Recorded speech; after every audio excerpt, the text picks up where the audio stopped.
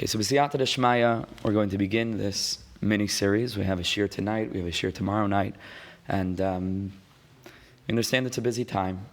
It's a time that is referred to by the tzaddikim as Guts Numen, God's name. Because there are 4 days between Yom Kippur and Succos, and these 4 days, the Hasidic masters teach, the tzaddikim teach, that these 4 days correspond to the 4 letters of Yud Kei Vav Kei. Guts Numen means God's name.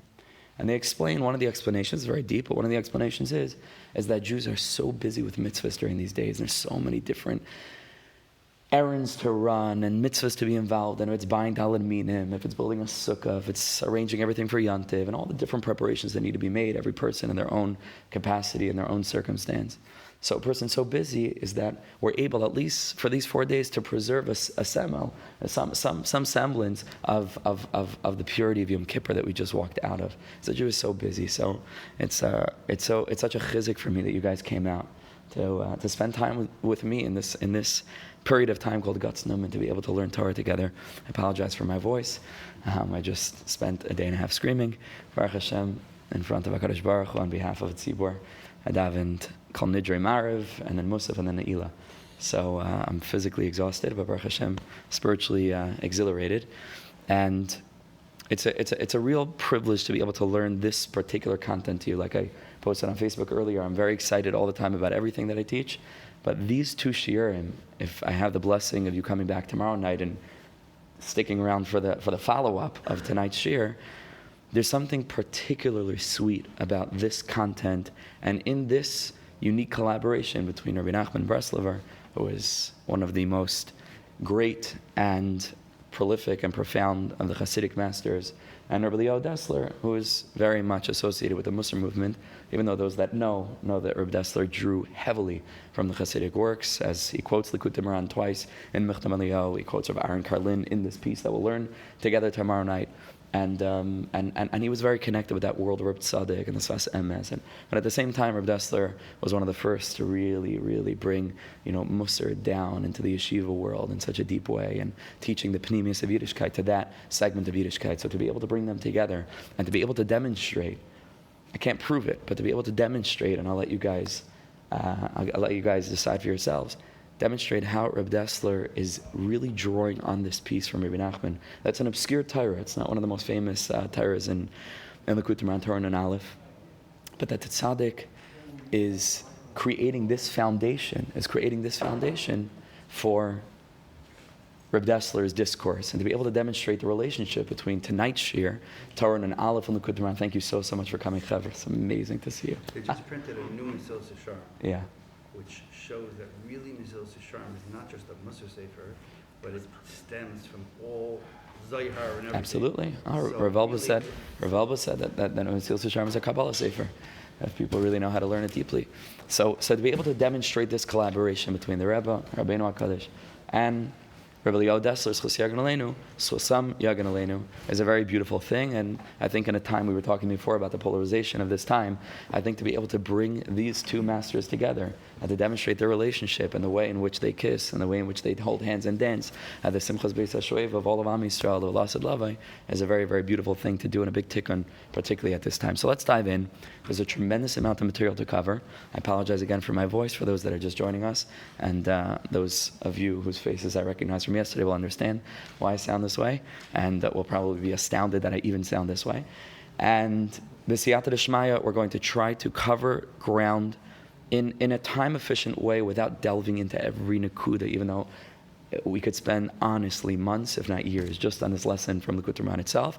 We're just going to try to cover it and see each detail, understand the progression of ideas, and create a foundation for tomorrow night's shiur to be able to see it in the context of Rebbe Nachman's revelation. So let's begin. B'siyata d'shmaya, all with the help of the Master of the World. I want to thank Moshe Shimon Glock for facilitating this shiur and for printing out the sheets. And we appreciate all the time, his passion, and from beginning to end, we couldn't do it without him, and all of you for joining. And Makor Chaim for hosting us, as always. Thank you, Stephen. And Rabbi Schechter for everything in the world.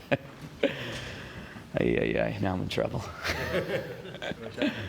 Rabbi Schechter said he's coming equipped tonight with his deepest hashkafic questions. So, okay, so b'siyata d'shmaya, let's dive in with the help of the Master of the World. Let's begin with the Gemara in Chagiga Yudalid.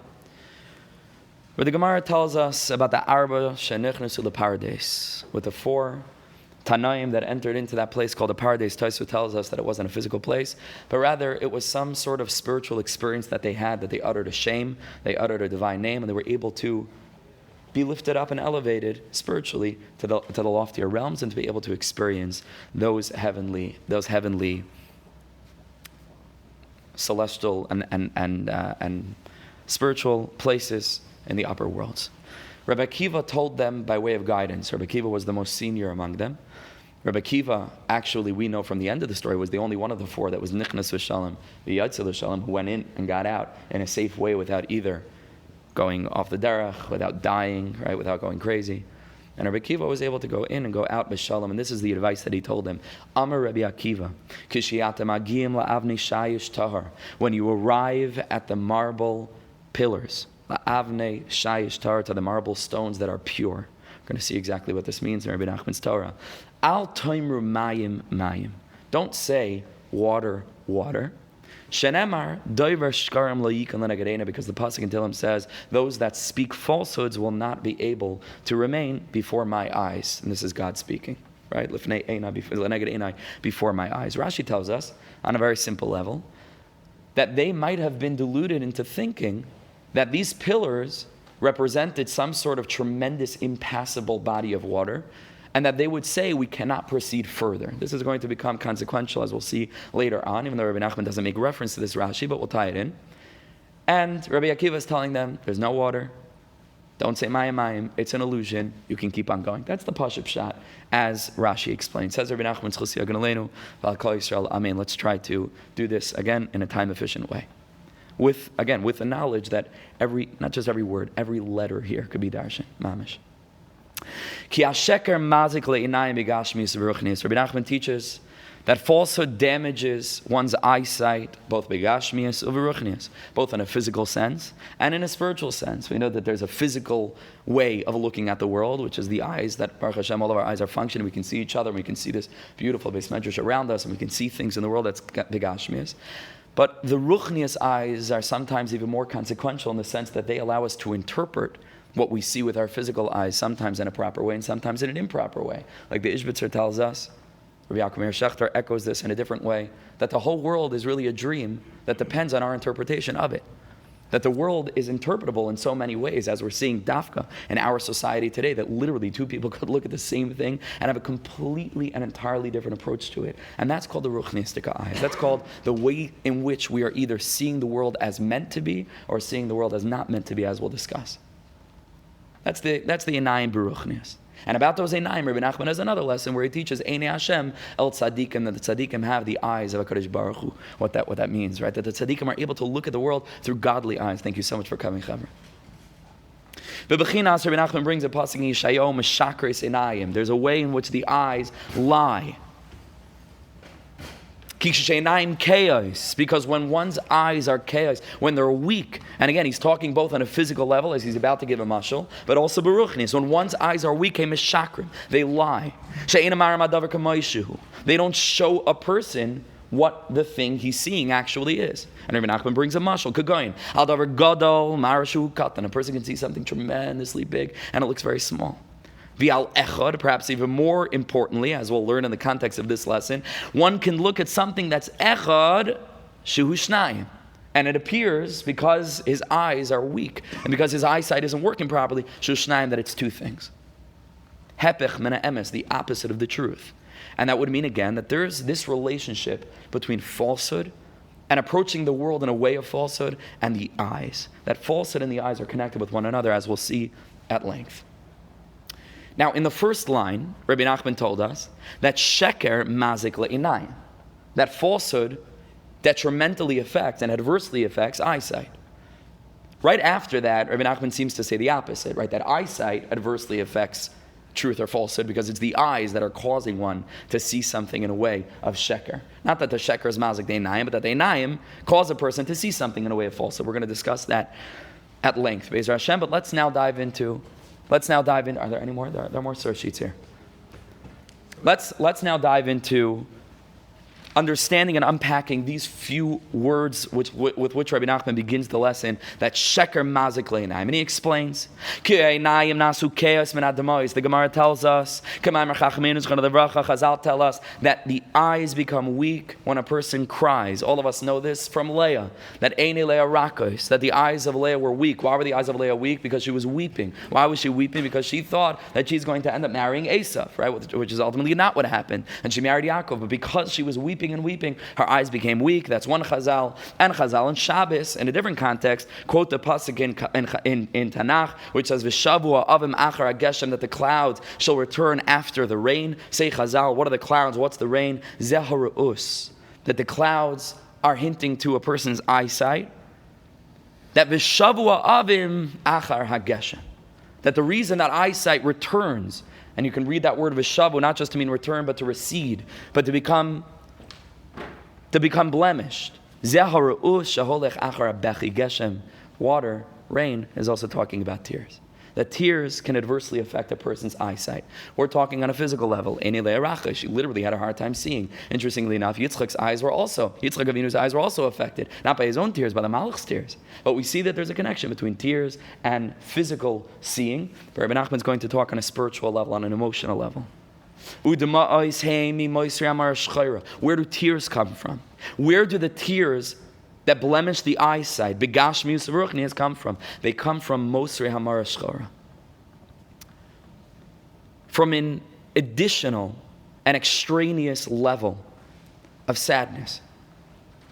Moisaros and all the svarim, those things that are extra, are always relating to the place of the klipos, to the place of the negative forces.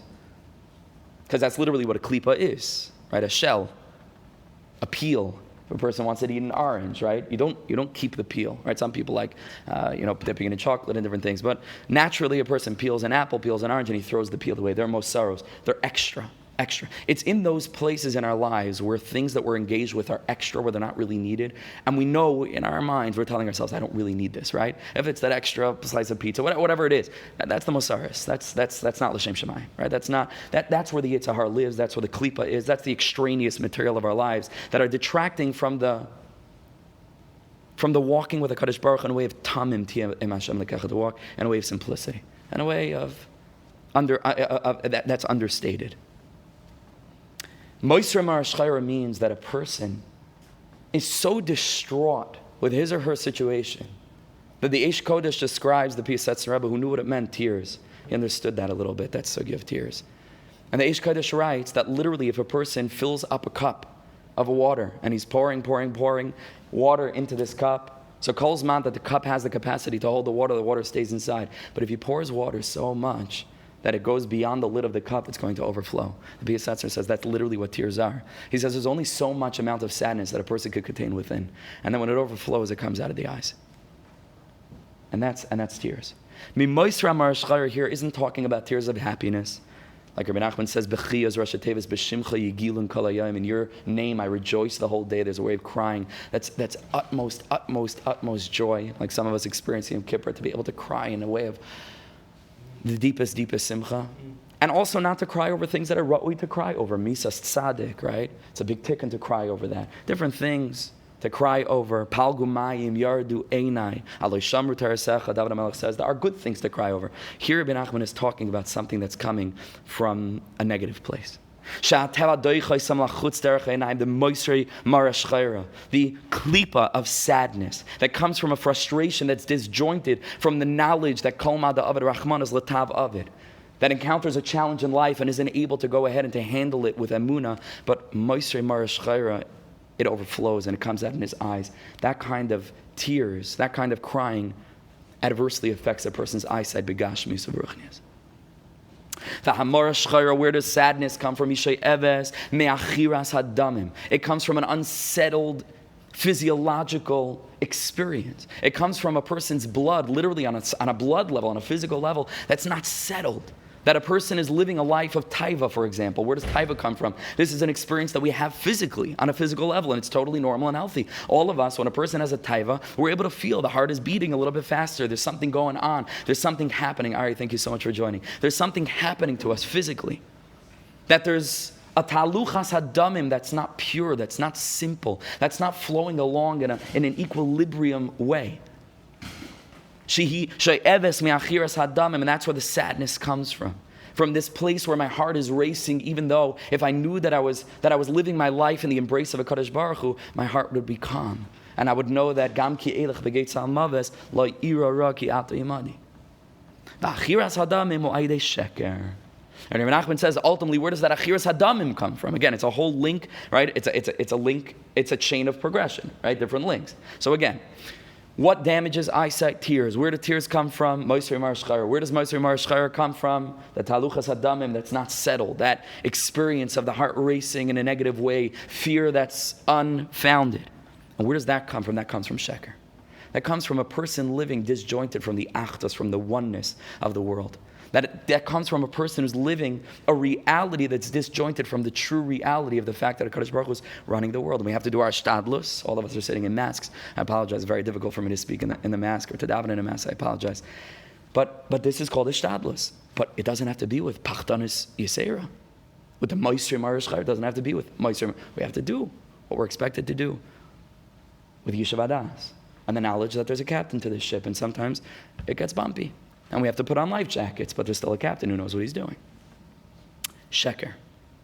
Ki if shaladaber sheker, achi akar is dama. Rebbe Nachman says, when a person speaks a falsehood, a little bit his heart beats a little bit faster. Literally, they do this when they do a lie detector test. That's what they test for. That means that there's something going on in your blood that's not fluid, that's not settled, that's not with yishuv hadas, and that's where sheker comes from. Ve'emes ef shaladaber. And truth, it's impossible to say.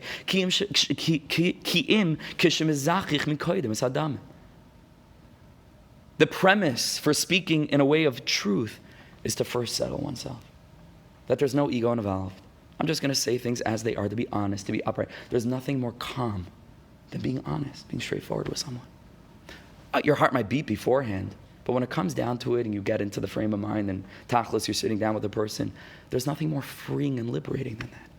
There's no moisri mar shchayra, there's no crying that comes from a place of despair. It's the sweetest thing ever.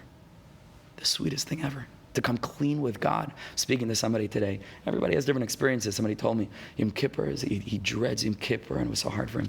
And everybody's on their journey and everybody comes from their background. To me personally, Yom Kippur is the sweetest day of the year. It's just the most wonderful, honest day. It's the most calming day. I came home last night after davening. And I sat in a chair. I couldn't move. I was mamish exhausted, like I just ran a marathon, even now. And I put my feet up, and I felt content in a way that I don't think anything physical could ever make a person feel so content. Just like I just come back from a vacation to the Bahamas for like 4 months. Just calm, honest, real, clean. Yishuv hadas. MS. Ki ikra dibur nefesh, because the ikr dibur speech comes from the nefesh, from the spiritual life blood and life force of our blood, of our living. Kamosha Kasav, like the pasuk says in Shir Hashirim, Nafshi yatsa b'dabre. My soul went out when he spoke. And there's a relationship between nafshi, between one's soul and one's speech. Reb Tzaddik says in Sukkos Tzaddik, and this is, it doesn't take Reb Tzaddik to say this, very simple, that if you want to know what a person's all about, listen to see what he speaks about. That's it. What does a person constantly, obsessively speak about? That's the shorish of that person's neshama. Nafshi yatsa b'dabre. Nefesh is associated with speech. Va'nefesh hu adam. And the nefesh, we know from a pasuk, ki adam hu nefesh, that the blood is the nefesh. Nefesh is associated with blood. So if speech is associated with blood, and the nefesh is associated with blood, so that must mean that both the nefesh, that's speaking, that comes out, that emerges in speech, and dam, which is the seat of the nefesh, have what to do with one another. And so speech is going to be completely and entirely reliant on one's blood, right? On one's emotional and physiological level that are always intertwined one with the other. Nimsa, kisha omer sheker, when a person speaks falsehood, yesh le'achiras hadamim. That means that there's something in the blood that's not proper, that's not healthy. Umizeh ba'amar shchayra, and that's going to cause a person to have pachtanos. That's going to cause a person, in our modern terminology, to have a lack of self-confidence, right? That's what it means. Achiras adamim, pchadim. A person doesn't feel settled with who he is because he's not living a life of emes. And so he's always suspicious. Someone's going to find out. Someone's going to uncover me. Someone's going to expose what I said. Someone's going to, right? And the whole life is one marish chayra. And when a person goes into a difficult situation, which all of us have and all of us do and all of us will, and it's not a curse. This is the reality, it's the mitzias of life. Adam la'ama yulad. But we have this security net to fall back on of emunah. But when such a person who's living in a way of sheker, who's living disjointed from the true reality, meets with a difficult, what's that? Alchemist and the Chavos of Shabbaton. Yeah, okay. The whole life is fake silver. Right. That's living in such a way that's disjointed from the true truth, as we'll see. So he falls into a place of a pachad. And he falls into a place of an endless abyss. And that comes a deep sadness. And the tears pour down one's cheeks that overflow. And that's ruining one's eyesight further. You understand? And so this answers a question that we said before. Let's just, for your eyes, we'll say the last line and then I'll speak it out.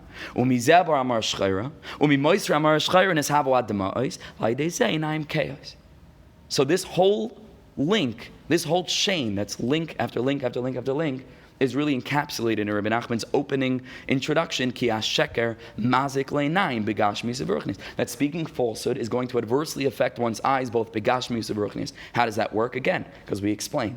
Sheker is associated with the blood that's not working properly. A person's not settled. A person's not b'yishuv hadas.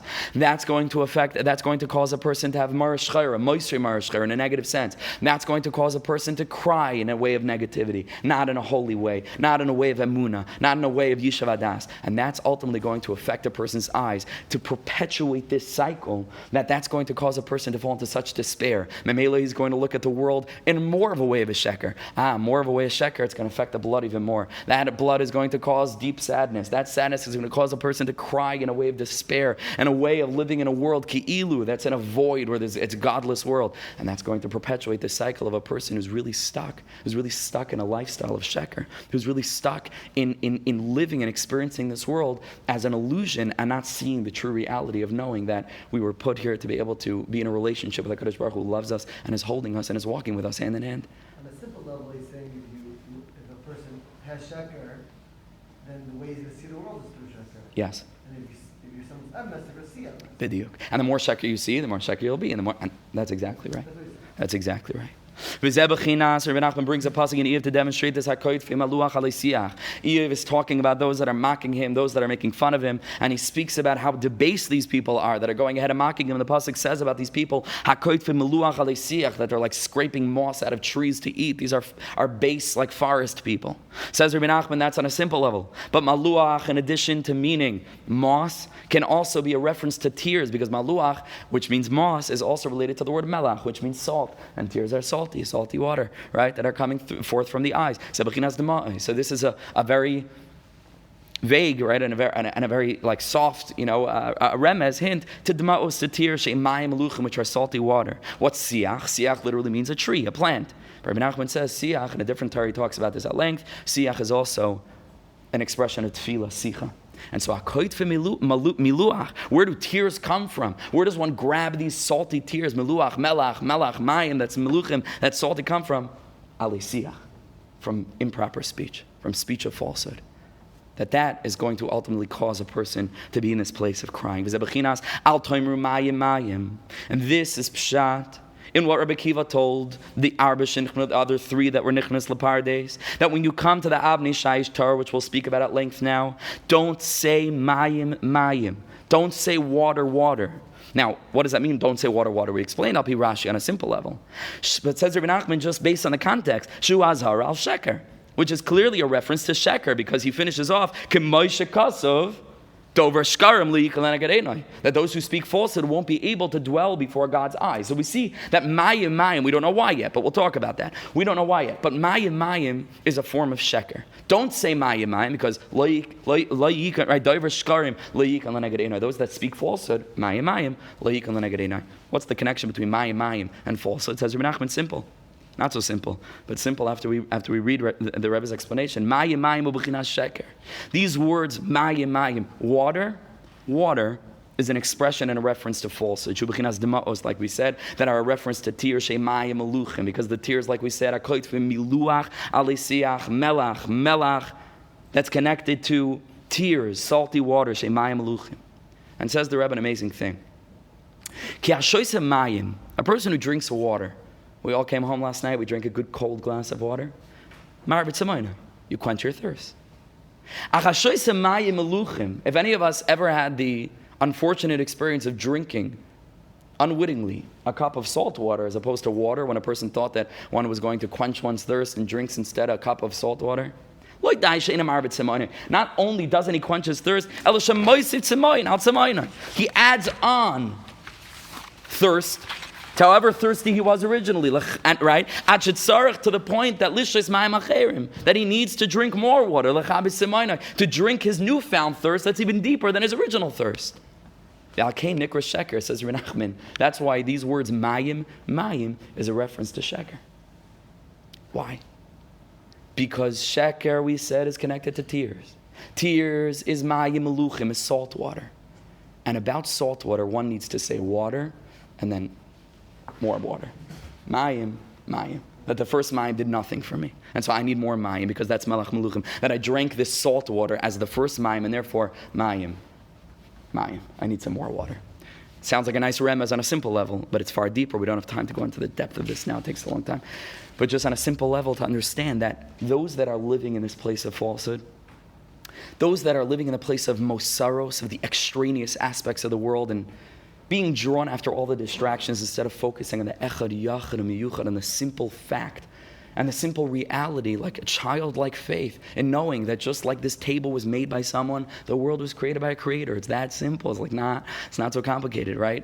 They say that this leap of faith is far smaller than the leap of atheism to try to explain away how this all happened on itself. That's a leap of faith. It's not a leap of faith. It's pasha. It's our metzias. Something that's here in our reality was created. We're surrounded by something that's intricately more unbelievably delicate and detailed and nuanced than anything that any human being and any team of human beings could ever put together. And so it goes to, it's logical to assume that this was created by someone. Simple facts, echad, yachad, miyuchad, pashtus, not mosaros. But those that are drawn after the mosaros are never satisfied because, like Aryeh pointed out on a simple level, sheker breeds sheker. And so mayim is never enough, and there needs to be more mayim, and more and more and more, and a person spends their entire life running after the mosaros, running after the extraneous things. If I have another slice of pizza, and a very, very basic mashal, but all of us can understand what to swap out pizza for, right? That'll satisfy me. No, mayim, it's all salt water. It's all salt water. There's two types of sheker, just reading it and listening, there's two types of sheker. Sometimes there's sheker that's so blatant that we know that it's sheker, and we're like, oh, that's sheker, but you choose sheker because you don't want MS. Sometimes we're tricked that we think MS is sheker. Sure. I think that's a bigger struggle for. Oh, absolutely. Sheker, I want MS. Absolutely, but sometimes the sheker that I have is misconstrued MS. I'll take my mind is saying he thought it was good water, but he drank it as Beautiful. Aryeh's on the ball. Aryeh's on the ball. Aryeh's always on the ball. Beautiful. Aryeh mamish. I think that there's different concurrent levels. I think that's absolutely true. And there's this bechira that we're talking about, and the mosaros of a person who's not satisfied, but that's also absolutely true. Like Aryeh's pointing out, most of the time that we end up with falsehood, we're looking for the emes of it, like Aryeh's saying, and then we drink it, and then hopefully we come to the realization that it was salt water, right? The sad thing about sheker is that we don't often get it after the first time and then reach for real water. We have to reach the next, understand, mayim, Chazal tell us as a klal in other places, halachically, that miyat rabim shtayim, anytime that we want to refer to a great multiplicity of things, we have to say 2 times. In Hebrew, grammatically, if you add a yud mem to the end of a word, it makes a lashon rabim, and that doesn't just mean 2, but it can mean 1,000, right? But that's how we refer to it as lashon rabim. So mayim is miyat rabim shtayim, right? It's the miyat of rabim. It could be that there's a 3rd cup of salt water after that, and then a 4th one, and a 5th one, and so many people go through their whole lives drinking cup after cup after cup of salt water. What about Gatorade that has like salty electrolytes? Anything, we're talking in a chanam. Listen, the salt water comes in all flavors, let me tell you. It comes in all flavors. You put after word inayim, it's inayim is Gematra 180, which is mayim. I think I should sit there and Aryeh should come in. No, you just said the good matter. Unbelievable. Aryeh. This is the mayim. V'zeu al toimer mayim shu hasheker, because it's associated with dema'os. Where did dema'os come from? The blood that's not settled. Where does blood that's not settled come from? Dibur of sheker. Don't say mayim shenever dover shkarim leyikan leneged einai. Now we have to move, chavra. V'hishavas hasheker shehu aran. Every word here is gold. It's really important to focus on every single word here. And I'll just point out, I bolded some of the expressions that are super important, but I'll try to point it out as we move along. V'hishavas hasheker, which we already discussed. The creation of sheker. The premise, and this gets very deep, we need focus now. The premise of falsehood. Shehu hara. That's new. We didn't say that sheker is ra. Sheker is evil. We'll discuss that. Shehu atuma. That's new. We didn't talk about impurity. But where does sheker, that's associated with ra, as we'll discuss, that's associated with tuma, impurity, as we'll discuss, where does that come from? Hu machmas harichuk me'echad. It's because of a distancing and a disassociation with echad, with the concept of oneness. What does that mean? Let's start with ra. Ki hara hu negdius. Where does ra come from? On a very basic human level. Where does something that's bad come from? You come home and you say, I had a bad day, right? Nebuch. Sometimes we have a bad day. You may ra, and you may tov, and you may ra. Sometimes we have a bad day, right? Something happens to us and it's bad. What does that mean? What sits at the core of that experience? Says Rebbe Nachman, negdius. Opposition. What does that mean? Lemashal, kol mashehu neged ritzono shel adam hu ra. The way that we perceive it from our subjective standpoint, and it only works with subjectivity, as we'll describe. We're going to talk about objectivity in a minute. But in this subject world where we exist within separate consciousnesses, I don't know what the plural of, do you have a gematria for consciousnesses? Oh, I don't know what the plural of that is. But all of us sitting here, that really b'shorish, we're all one. You understand that? Do you understand that? Each and every one of us, b'shorish, is one. It's the greatest miracle in the world that we're able to talk, and I'm able to speak, and you can listen, and you can speak, and you can speak, and I can listen. It's a nace that we're in this illusion that we're separate. But in this world of subjectivity, anything that's neged ritzoni, when I wake up in the morning and I have an agenda for the day, and I have a plan, and I have things that I want to do, and I have a meeting that I want to get to, and I have this minion that I want to get to, and etc. And I get in the car and I start proceeding to the meeting or to the minion or to wherever else I'm going, and I have a flat. From my subjective perspective, my experience, that's bad. That's bad. Because I wanted to go to the meeting. Perhaps I needed to go to the meeting. I wanted to get to davening. I certainly needed to get to davening. And now I have a flat. Negdius. I want one thing, and something happened to me that was coming in the other direction, that pushes me back. That's ra. Ube echad, says Rebbe Nachman, in a world of objectivity, ein shaykh negdius. There's no such thing as nekdius. Because there's only one stream of being. There's only one ratzon, collectively, for each and every person individually in his or her own experience, for a community, for a world. If the world existed in a state of complete objectivity, of complete realization of the emes, of Shema Yisrael, Hashem Elokeinu, Hashem Echad, of Kol Ma'ad Aved Rachman Letav of it, that whatever HaKadosh Baruch Hu does is letav, so then we're existing in a place of unbelievable objectivity in which there's no ra. Because whatever happens to me is part and parcel of what was supposed to be, and I'm batal. I make my own ratzon mevutal and nullified before that objective ratzon that is associated ach v'rak with tov, because ra is only neged. And so there's no experience of ra.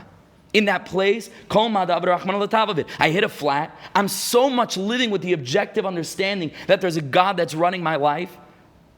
And kol ma'ad aved rachman, that whatever this God does is for the good. It's not bad anymore. It could be frustrating, but bad, it's not bad. Rebbe Nachman brings a pasuk, a gemara to prove this. Likutei Moharan. This is what Chazal say. The Gemara Hashem echad u'shmai echad. Chazal tell us on that great day, God's name will be one. Hashem echad, and His name will be one. Ask Chazal. V'chiyah idno lavu echad is not inside. V'chiyah idno lavu echad. Say Chazal. Today God's not one. We scream on top of our lungs. Last night we screamed it 3 times out loud. Shema Yisrael, Hashem Elokeinu, Hashem echad. God is one. What does that mean? Bayomahu yi Hashem echad u'shmei echad. What do Chazal say? Chazal say, of course HaKadosh Baruch Hu is one now, but that aspect of that objectivity is hidden. So that when we experience good, we say Baruch Atoy v'ametiv. When we experience bad, we say Baruch Daina Emes. But la'asid lavai, in a time when it's going to be Bayomahu yi Hashem echad. objectivity. Ushmai, and that which seems to be connected to the Shem Elokim, which is always Shemai, is Elokim. And Elokim is Gematria HaTeva, the illusion of nature, the illusion of multiplicity, is also going to be Echad, subsumed within the Achdus, subsumed within this ultimate Ratzon of HaKadosh Baruch Hu that's just powering along and using all of us as pawns to go ahead and bring the world to its ultimate tikkun. We're going to make the bracha of Baruch Atov HaMeitiv even on that which seems to us to be Ra, because there's no Negdius then, so there's no Ra, because it's all Echad, it's all Echad, it's all Echad, it's all Tov. But Yoimahu, Hashem Echad, Shema Echad, we're only going to make Baruch HaTov VaHaMeitiv, because in Echad, there's no other option. Shia Kula HaTov VaHaMeitiv, Ki Bi Echad Ein Shayach Ra, V'Alkein La'asid Lavi Yekuyam, Svas Emes Tikan La'at. Says Rebbe Nachman, because Chazal, in speaking about the day to come, tell us that because of the pasuk by Yoimahu Hashem Echad, it's going to only be Baruch HaTov VaHaMeitiv. That's why we have a separate pasuk in Mishlei that says, you know what else is going to be eternally? You know what else is going to be associated with by Yoimahu? Svas Emes Tikon La'ad. Because that Emes of HaKadosh Baruch Hu's Achdus precludes any Ra, precludes any Moisrei Mara Shchayra, precludes the experience of tears, of crying in a way of despair, that something happened to me that's Ra. There's no Ra. And a person can live with that consciousness today, and not just the biggest tzaddikim, you and I. If not always, then at fleeting moments. But that we can tap into this la'asid lavaidik experience of Gan Eden, Mamish Gan Eden. Gan Eden Mamish, that Rebbe Nachman tells us in Torah Dalit and Likutei Moharan, that a person who's living in this way of knowing that everything that happens to us is connected to HaKadosh Baruch Hu's Ratzon, and that whatever HaKadosh Baruch Hu does is for the best, that's a bechina. Zos ha-bechina, he says, hi me'ein olam haba. But Rebbe Nachman adds another level on to why emes is associated with achdas. Says Rebbe Nachman, and this is so foundational, every word here, ki emes hu echad, because emes is also, for a separate reason, associated with achdas. Again, to review. Tov is associated with achdas because Ra only comes from an experience of multiplicity. When there's two options, and I want one thing and another thing happens, that's Ra. There's something that's negative what I wanted. And so therefore Tov is associated with Achdus. And we said that Emes is the Emes of Hashem Echad, Shema Echad. That's the Emes of Shema Yisrael, Hashem Elokeinu, Hashem Echad. The Emes that everything that happens is for the best. And so Emes is also associated with Achdus because it's all Tov. Good. But Rebbe Nachman says that Emes is associated with Achdus for a completely different reason. Listen to this. Unbelievable. Lemashal, for example. Al Kli Kesef. When a person has a silver object on the table in front of him, Kisha Omer Malav Shehu Kli Kesef, Hu Emes. When you say about this thing that this is a silver goblet, that's the truth, because that's what it is. When you say that this thing that's in front of me is not a mask, it's a chair, that it's a silver goblet, but it's not silver, we say it's gold, hu sheker, that's a lie. Nimsa. Sha emes hu echad. The truth about this thing is one in the sense that we can only speak one truth about it. It is only a silver goblet. But sheker is harbe. Why? I can lie about this thing and say it's 1,000 things in the world, that it's not a kli kasef. I can say it's zav, I can say it's copper, I can say it's an alloy of who knows what. I can say that it's a chair, I could say that it's a car. I could lie and lie and lie. Sheker is associated with multiplicity, with diverging from the emes, from the core of what something is. From the mosaros to get into all the extra places instead of tamim tiyam Hashem Elokecha, simple faith and pshita. So, in addition to being associated with the goodness of HaKadosh Baruch Hu, that the goodness is separately associated with Achdus, because it's not going to be an Agdias. Emes is associated with Achdus for a completely different reason, which Ba'omek is really one, because it's really one. That the only way that we can speak truth is to connect ourselves to the oneness of being, to the oneness of life. Nimsa. Sha'asheker hu b'b'chinas bikshu cheshbonis rabim. The pasuk, a foundational pasuk in Koheles, it's actually a part of a pasuk. The pasuk says, Asa likim asa adam yashar. That HaKadosh Baruch Hu created man straight. Created man straight. When we come out of the womb, when we go through childhood, we have it deeply embedded within ourselves, a certain yashras. a certain straightness, not just talking about mankind as a whole, which of course is a microcosm. Each and every one of us contain mankind with the Migdal Bavel and Sadaim and the Maimon Har Sinai, and all of us contain within ourselves all of those different aspects throughout the spectrum of the human experience. But each of us in our own lives, when we're born and when we emerge and we go through childhood, it's pashtas, MS. Kids believe in God. You don't have to bring them a whole thesis, on why they should believe in God. It's pasha to them. Who made this apple? Hashem made this apple. It's pashtas. It's yashers. Avehema bikshu cheshbonos rabim. The pasuk continues, and then they sought cheshbonos rabim, many different cheshbonos. Elokim nasa adam yashar, which is the bechira of emes, which is the aspect of objectivity that we have embedded deep within ourselves to know at our core that all there is in existence, that's a true existence. That's not being dragged into the place of my sorrows, where I live my life frustrated under the illusion that everything that's happening to me is bad because it's against what I really want. Under all of that is a core of Yashrus. And then we, on our own accord, wander into the field of Cheshbonos Rabim, of that place of multiplicity, of disparity, of Negdius, and of Ra, and of Sheker, and of all this way of living that's disassociated from the core, from the soul of living. And because of all this, listen to this. La'asid lava yizbatel hara.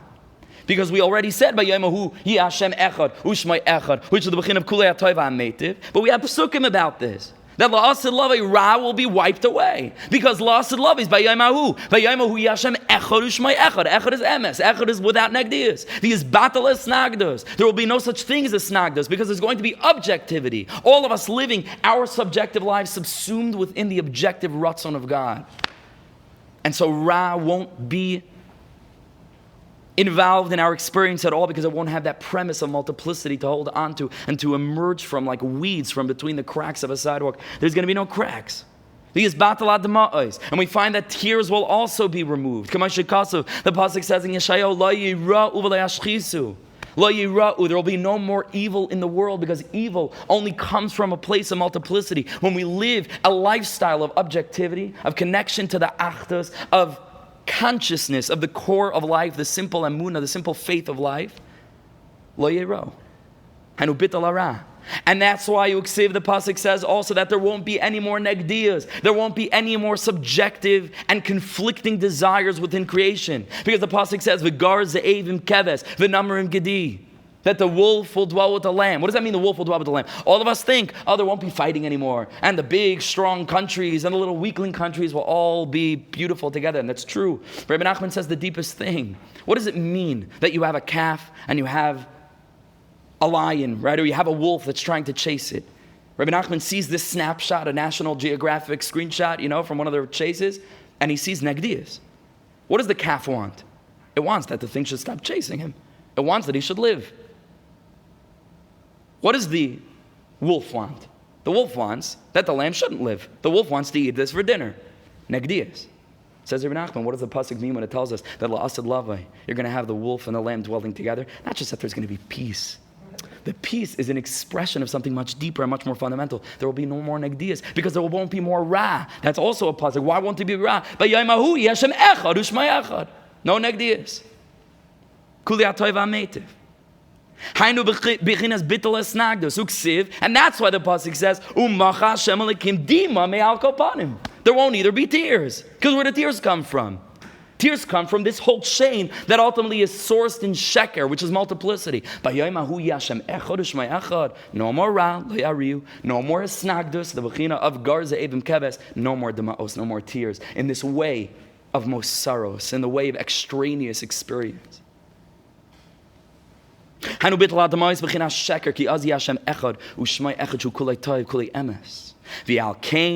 is the final segment. And if anybody has any questions, if something's not clear, it's a lot of material, and I'm telling you, we could spend months on this, literally.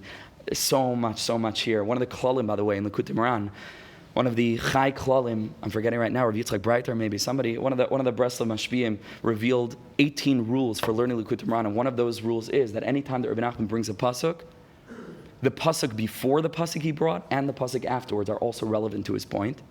And all of the mefarshim, all the rishonim on the pasuk are also going to be relevant to the point. So when you open up a Likutei Moharan and you see he quotes like 50 sources, you've got a lot of work to do. That means that you have to open up the original and see what the context is of that, and see all the Rashis and all the back and forth and all the Archaim HaKadosh and all the Rambans and everything in the Makrais Gedolos, because that's also going to be associated and relevant to the topic. There's so much here. We're just trying to see it on a simple level so we can see the Rav Dessler, B'Shalom and go into Sukkos. No. Again, holy tears is not in this discussion. We're talking here dafka in a way of crying. That's the bechira. Adarabba, v'shimcha yigilin kol hayayim is Rosh Hashanah's bechira. There's going to be the highest, most glorious tears. You don't think you're going to cry when Mashiach comes? What do you mean? It's going to be the tears are the biggest joy in the world. It's talking here in a way of sadness. We say this pasuk. Usually, none of us should ever have this experience when a person gets up by a funeral and he gives a bracha, Mach Hashem dim elikim dim ame'al kapanim, right? That we should see Mashiach, and that crying in this way of sadness, right? In this way of not being able to perceive with absolute clarity that that will be wiped out of the world. Rebbe speaks about this during Sukkos because he has a whole piece on the Esrog and crying, how it's on the Likutei Torah that you have to cry on Kippur. It's a feel like Yeah, Sichos Ran on Rosh Hashanah. Yeah. And it's like, And this is not a Sukkos Torah. It's in everything. All the Torahs in the Likutei Moharan, everything Torahs. We're going to see Rav Dessler, how Rav Dessler uses this for Sukkos, but we have a lot to do. So let's try to power through to the end. And that's why la'asid lava yizbatel hara. No, we did that already? Okay, Valkain. Next paragraph. La'asid lava yizbatel atuma. This is so deep, Chevra. Tuma is going to be wiped out, la'asid lava. Also, another pasuk in Zechariah. Ve'ez ruach hatuma aver min ha'aretz. The spirit of impurity will be wiped off the world. Ki az yakulei echad. Because then will be a world, like we already proved from many psukim, that the world will be subsumed within the objective ratzon of a Kadosh Baruch Hu, that's kulei toiv, kulei echad, kamay shekasav. And Rebbe Nachman says, how do we know that Tuma comes from a place of multiplicity, of a hema bikshu cheshbonis rabim? Says Rebbe Nachman, listen to the way he reads this pasuk in Eiv. The pasuk literally means, mi etin tar mitame loy echad. Who takes tahar, something pure from tami, from something impure? And the pasuk says loy echad, nobody, only HaKadosh Baruch Hu. And Chazal tell us about what this means. Chazal give a bunch of examples. One of the examples Chazal give is Avram coming from Terach, right? That Avram's tahar and Terach is tame. Mi'etin tar mitame. Only HaKadosh Baruch Hu could work such a thing out. That Avram Avinu, Rosh Haminim, right? Avram and Goyim should come from Terach. Okay, that's a simple level. Says Rebbe Nachman, the deepest thing. Where does tame come from? Mi'etin tar. Who's the one who can bring forth purity? Mitame loy echad. From tuma, which is a product of loy echad, which is a product of a lack of unity, which is a product of multiplicity. Listen to this, Chevra. This is mamish mind-blowing. Mamish mind-blowing. We need to get to Shmai now. We have a lot to cover and only a few minutes left. Perish. She'ikra chizas hatar v'atuma, as Rebbe Nachman will now describe, and this is really the core of this lesson, that the ikra source for the concepts of purity and impurity is founded upon the premise of separateness from achdus. Now listen to this, Chaver, and this needs real focus now. Ki koydem abriya, before the world was created, which in the context of our lesson is code word for God's subjective existence, as He is, as He knows Himself, kiviyachol, as He exists in the reality of kulei toiv, hatayv ha'meitiv, everything's good, everything's ratzon Hashem. In that place of kodem abriya, before there's the world of cheshbonis rabim, in the place of elikim nasas ha'adam yashar, the adam elyon, in that place, kodem abriya, kishayav briya b'koyach kiviyachol, when the world existed in a state of potentiality, before it was actualized in the world that we live within,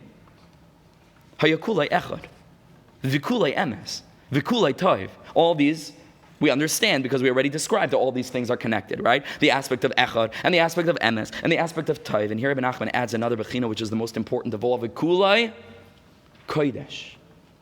Everything was holy.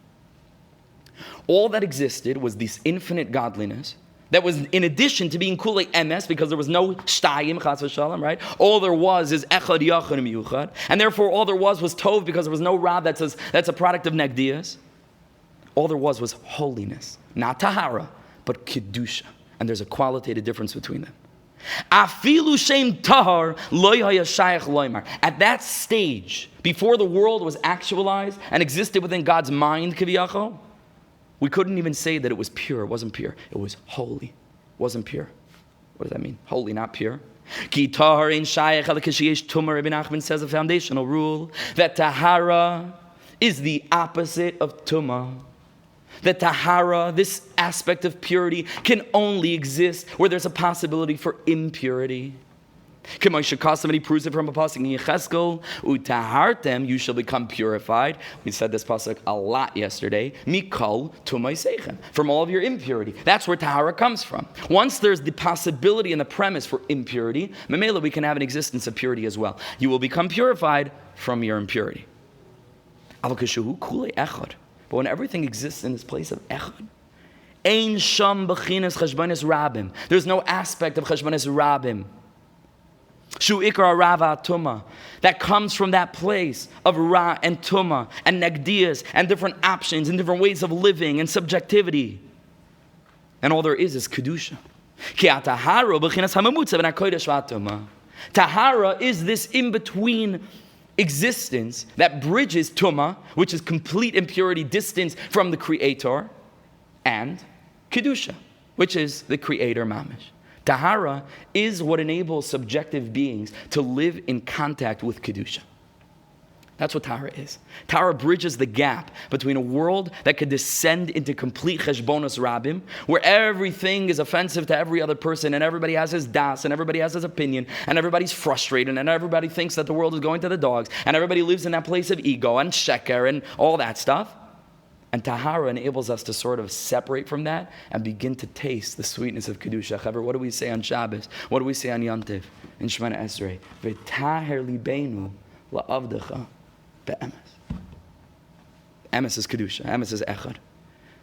So speaking from our experience, V'taher libeinu, purify ourselves from the impurity of the Cheshbonis Rabim and the Ra and the Sheker and all that stuff. La'avdecha be'emes. To be able to tap me into that aspect of Koydem Abriya, of that place that's above and beyond this experience of a physical world, a place that still enables me to tap into the bechira of Asa Elikim Asa Adam Yashar Tamim Tiyam Hashem Elikecha V'tar Libeinu La'avdecha Be'emes. That's Tahara. Sha'al Yodin Estaken Atuma. That through Tahara we're masakin the Tumah Kamashikazov, who Taharta Mikol to my Seichem Ubchinas HaBechira. And this is the Shirish of Bechira. Shu Mamutza Bein Shtei Dvarim. This is the subjective experience of living in a physical world, that there are always two options, that there's always a crossroads. Every step we take, should I do this, should I not do this? Should I speak this word, should I not speak this word? Should I eat this, should I not eat this? That's only in a place of Tumah Tara, not in a place of Kedusha. Not in a place of Kedusha. There's no aspect of bechira. There's nothing to choose. There's no other option. All there is holiness. And this is the way that the tzaddikim who live in a way live. They don't see some of the things that you and I find so challenging. They don't see that it's not a challenge. It's not an option b'chlal.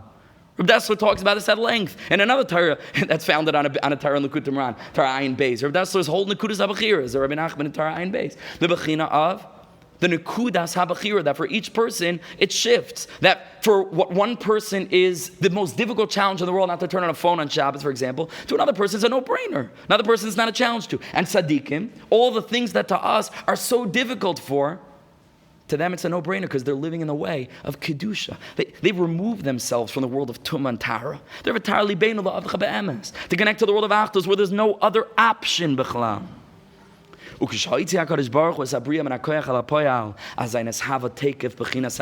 It was only when God began to actualize creation then, and this is literally the first, this is the creation narrative, is the bechina of Adam Rishon and Chava having to choose whether or not to eat from the tree. Having two trees to eat from, the Eitz HaChaim and the Eitz HaDas. That literally symbolizes creation at its core as the bechina of Cheshbonis Rabim. Divergence from the place of Echad, divergence from the place of total and utter Kedusha and Achdus and Tov, without any negdias.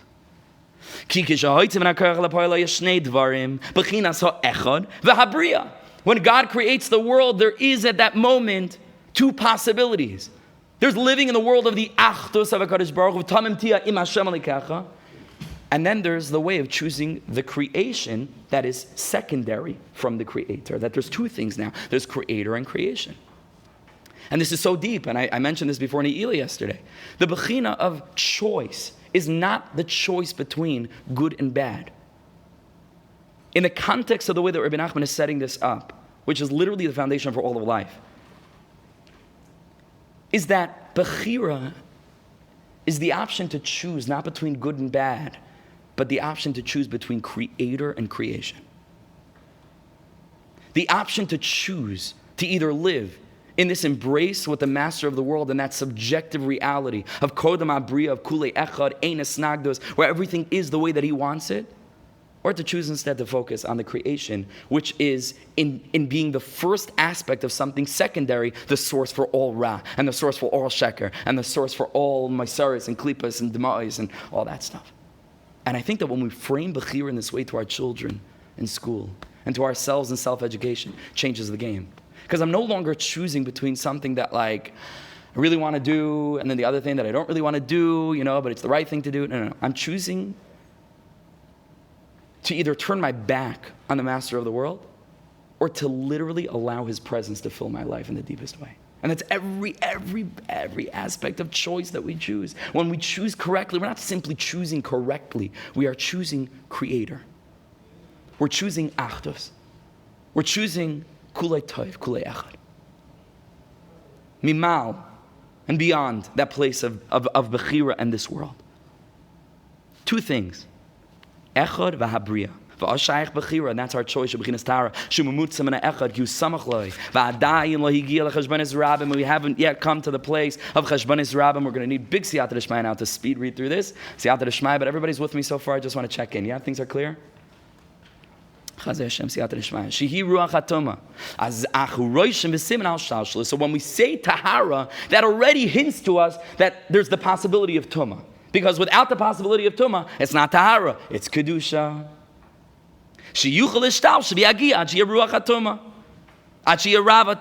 That when we speak about tahara, that means implicitly that there's a possibility of there being something impure here. I'm going to skip the next paragraph. Be mindful of me. And really take the sheets with you. If you're not coming back, maybe leave them. But if you're going to come back tomorrow night, feel free to take them and bring them back tomorrow night for the real finale of this whole thing. But the next paragraph is a little bit, doesn't really add so much in the sense of the elemental blocks of this Torah. So the next two paragraphs really, you know what? We're going to skip all the way down to the word nimsa. We're going to skip down to the word nimsa. Let me just give you a little recap of what he says in these three aspects. He says that Leviim are connected to the side of Gevura. Everybody knows that the Kehanim are Chesed, Leviim are Gevura. That's the way it's set up. And the Leviim, which are connected to Gevura, which implies Ra, that can ultimately come from the place of Gevura, have to also be connected to Tahara. Because Tahara and Tumah are two sides of the same coin, that without Tumah, there's no Tahara, there's Kedusha. Tahara is only the in-between between Kedusha and Tahara. That's why he says the Leviim that come from the place of Gevura. About the Leviim, the Pasuk says, V'tiharta sa Leviim. We find Tahara by the Leviim dafka because the Leviim are connected to the bechira of Gevura.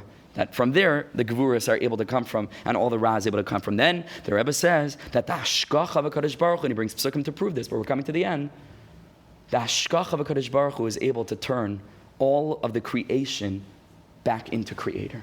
That when a Jew lives with the consciousness of God's Hashgacha in his life, and a person lives not in the way of Moisei Marash Chayra, that it's extra frustration, that everything's a challenge, and everything's so tough, and every choice is killing him. But a Jew lives with Hashgacha, that HaKadosh Baruch Hu loves me, and he's real, Chevra. God is real. He really exists.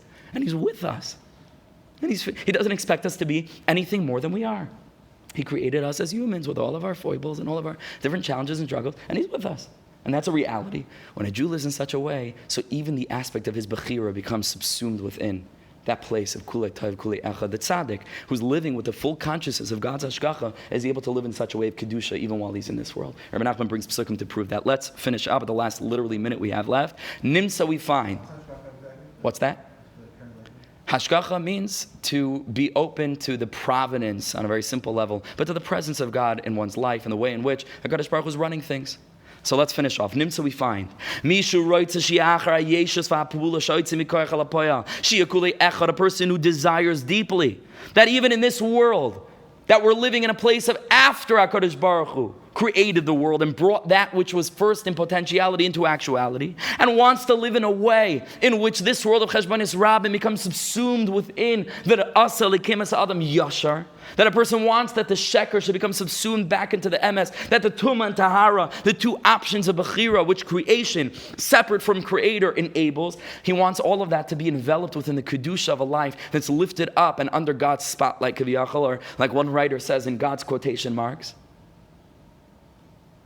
When a Jew wants this, Shi'u'avu ben ke'echad, that the Son and the Father, Kaviyachal, should be one, which the Father is obviously HaKadosh Baruch Hu, and the Ben is the world, right? That the world, which is nishtalshel from the Father, from the Creator, so to speak, should be one, and that we should see the Son not as separate, but as being nichlol within the Creator's mind, so to speak, and to live in such a way. Like the world was before it was nishtalshel, yishmar atzmai misheker, should hold himself back from speaking falsehood, from living in a way of falsehood. A person is to seek truth. Like Ari says, a lifetime endeavor. But to be a person who's bakesh emes, a person who's mevakesh emes.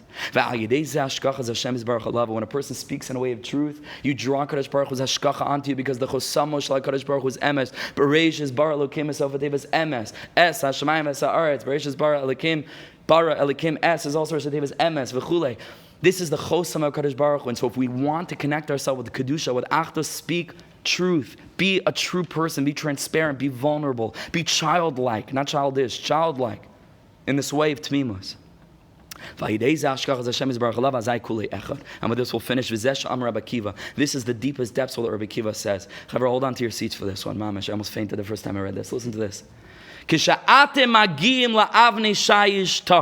What is shayish tahar? Shayish means stone. Tahar means pure. Says Rebbe Nachman, shayish tahar hu b'chinas achar ha'pa'ula. This is a remez, this is a reference to the world as it is now in the place of cheshbonis rabbim. Shayish is the word yesh. It is, not ayin, but it's a world that's been created.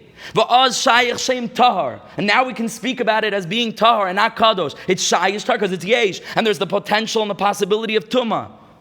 Shayish tar in tirtze shia kamoy koydem hapul shay bakoyach. If you want to transform this existence of shayish tar, of yesh and of bechira into kodesh, shia avu ben ke'echad v'zeu k'sha'atem agim la'avnei shayish. What's the word even? Is the words av and ben in one word. Avnei. Av and Ben is Evan. La'avnei, shayish tar la'avnei. Kishamagiyim la'avnei shayish tar. You want to turn shayish tar into Avnei, into Avu Ben, to lift it back up to the realm of Kedusha, b'chinas Avu Ben ke'echad. Shu b'chinas koydem abriya shia b'koyach sheyikulei echad. And he reiterates himself in the next line. Al toimru mayim. Hold yourself back from speaking sheker.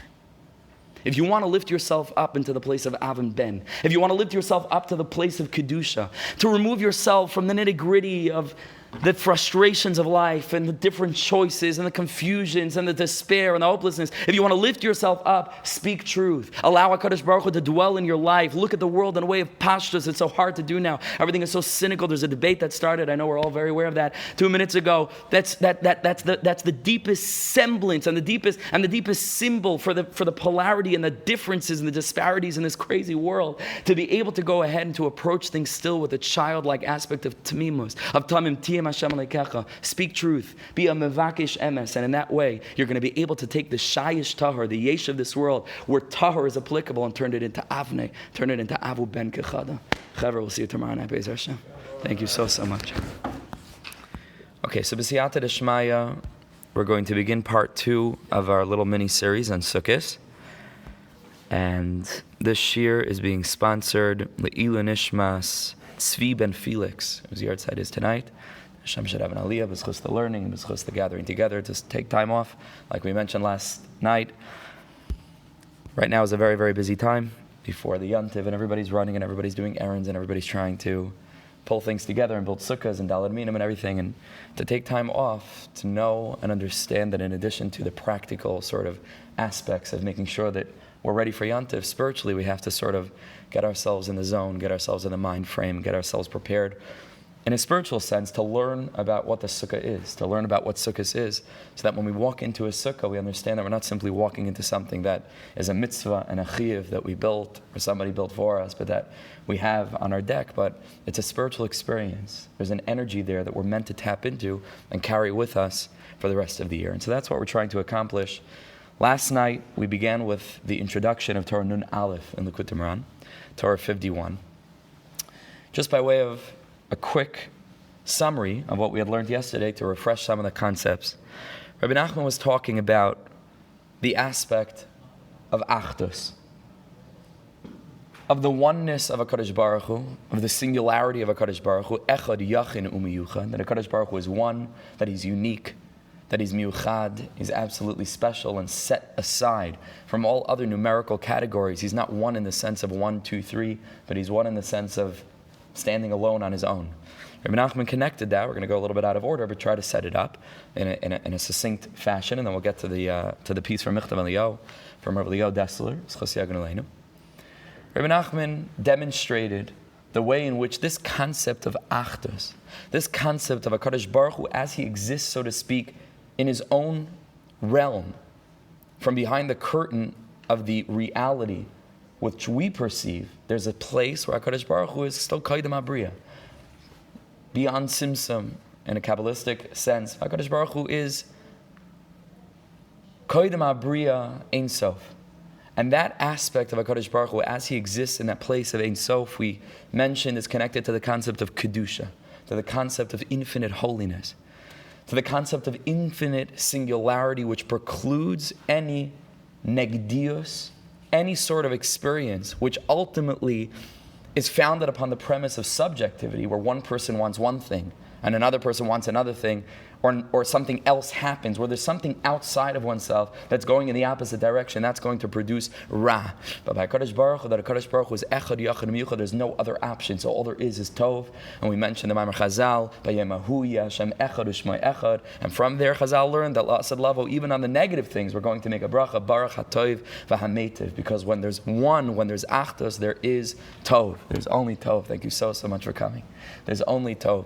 And we mentioned that in addition to being from the aspect of Kedusha, and in the aspect of Achdus, and the aspect of Tov, there's also going to be in that place the complete and utter removal of any tears, of any dema'os that are connected to the concept of sheker, that are connected to the concept of living in a world where a person is plugged into sheker from the standpoint of believing that there are other forces at play in one's life that are disjointed from kol ma da'avad rachman aletav of it, that from this infinite unified source who's running our lives, certainly the things that are out of our bechira, but we mentioned that last night, but things that happen to us circumstantially, circumstances of our childhood, circumstances that we experienced in our upbringing, our background, the details of the story of our lives.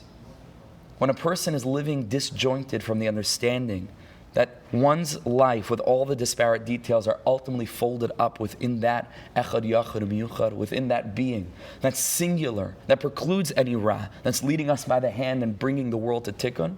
So a person's living in a place of sheker. And sheker, we described last night, is connected with the concept of multiplicity as opposed to singularity. Emes is single. Emes is achdus. Echad is tov. Echad is kedusha. All these concepts are bound together. And that exists within the transcendent world, so to speak, of Kodem Abriya, which still exists. Because in that place, it's Lamala Me'azman, right? And that's the source from which all of creation extends, as we're going to learn from Rav Dessler. We're going to talk about Yom Kippur. We're going to talk about Succos. And a Jew has the opportunity, Rebbe Nachman taught, to begin a little bit to draw that place of Kodem Abriya even into the place of Achar Abriya. We call that Avne, Even, Aven, Ben, Kechata, to be able to live in a world of multiplicity, to live in a world of Me'achar Abriya, but by connecting to the Hashkach of HaKadosh Baruch Hu, and by speaking words of truth, we refine our eyesight. We make sure that there's no tears that are going to be destroying our eyesight physically and spiritually, and we're able to live in a way of looking at the world in a beautiful, unbelievable way to recognize the presence of the Shekhinah, to recognize the presence of HaKadosh Baruch Hu, and by doing so, we're able to draw down Hashem's eyesight, so to speak, the one eye of mercy down into our lives, the hashkacha, the hashkifa of HaKadosh Baruch Hu, looking down upon us from above, from the place of Kedusha, to sanctify all of the tumah from the world of multiplicity, that sheker, that's heima bikshu cheshbonis rabim, and to be able to sanctify this place and this experience with that light of Kedusha, with that light of singularity, of kulei tov, kulei echad, where there's no tears and there's no sheker and there's just emes.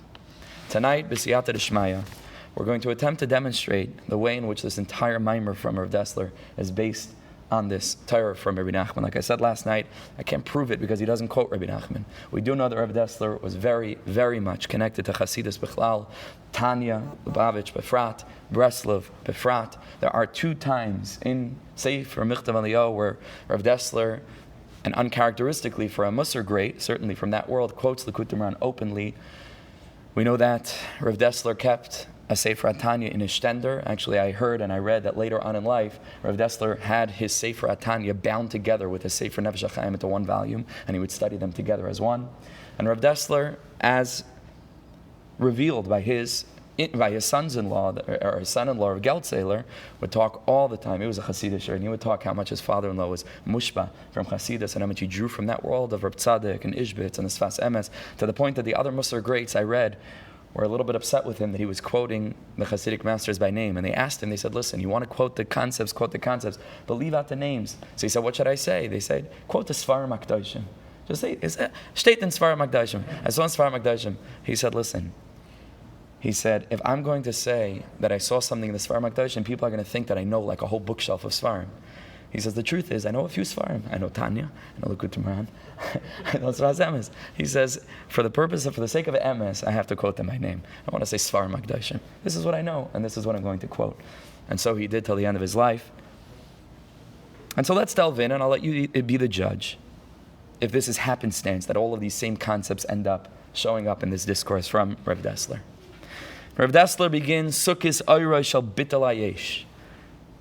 The spiritual energy of Sukkos, the message of Sukkos, the impact that Sukkos is supposed to have on us, is the light of bitul hayesh, of nullifying this world of yesh, which is connected to avnei shayish tahar, which we mentioned from Rebbe Nachman, shayish, the world of yesh, and to nullify it. And Rav Dessler begins, Neva'er es. We will begin with explaining Hanemar b'tfilas ni'ila, that which is explicated and that which is brought in the tefillah of ni'ila. Ata noisein yad lapoishim, that HaKadosh Baruch Hu, you're the one who extends your hands to sinners. V'yimincha pshuta lekabel shavim, your hand is outstretched to receive those that are returning. I don't know Michtav M'Eliyahu well enough to say this conclusively, but I did take some time today to flip through Chelik Aleph and Chelik Gimel of Michtav M'Eliyahu that were available to me at that time, and I looked through every single paragraph heading in Chelik Aleph and Chelik Gimel of Michtav M'Eliyahu. There are other chalakim. Not once did I find any entry that began with the words Nevar Es. Nevar Es is Rosh Hashanah's Nun Aleph. Torah Nun Aleph. Not one entry. And it's not a very common way to start a paragraph. Nevar Es, Nun Aleph. Okay, again, it's a remes. Could be he intended it, could be not, but I think that it's pretty remarkable that he would start with words that begin with the Rosh Hashanah's Nun Aleph. Torah Nun Aleph, Nevar Es. Ari, thank you for coming. So he's going to begin with this that's brought in tefillah of Ne'ilah, that you, HaKadosh Baruch Hu, extend your hand to the sinners. V'yimincha pshuta lekabel shavim. Shtei habachinas yeshnan kan. He begins with an introduction. There are 2 aspects that are mentioned in this statement. Ki b'rishayna, in the beginning, HaKadosh Baruch Hu choyin al adam das. HaKadosh Baruch Hu gives a person das, perish, yidias haseichel, that he enables a person to understand a little bit of what's really going on in this world, what the world is about. V'hihi nesinas hayad. Rav David, this isn't going to work if I can't see you. Thanks, sorry. He in Zinas Ayad, that HaKadosh Baruch Hu extends his hand, that Hashem gives us a little bit what Rebbe Nachman calls in Sichos around Yediyah B'koyach, that it's potential. Hashem gives us the potential to discover the truth in the world. But then it's up to the person himself how much of that truth he's going to draw into his life to choose properly. Lechaz b'yad HaMoshiach. HaKadosh Baruch Hu's hand is outstretched, but it's up to us to choose to take it. Hashem will fill one's mind with all the most exalted ideas, but it's up to us to open the hearts, to open the heart and to draw those ideas down. This is what's referred to in the Pasuk and in the Medrash as the Pischa Shel Machat. Just open up your heart like a little bit, like a needle, and HaKadosh Baruch Hu will open it up. Pischa Shel Ulam.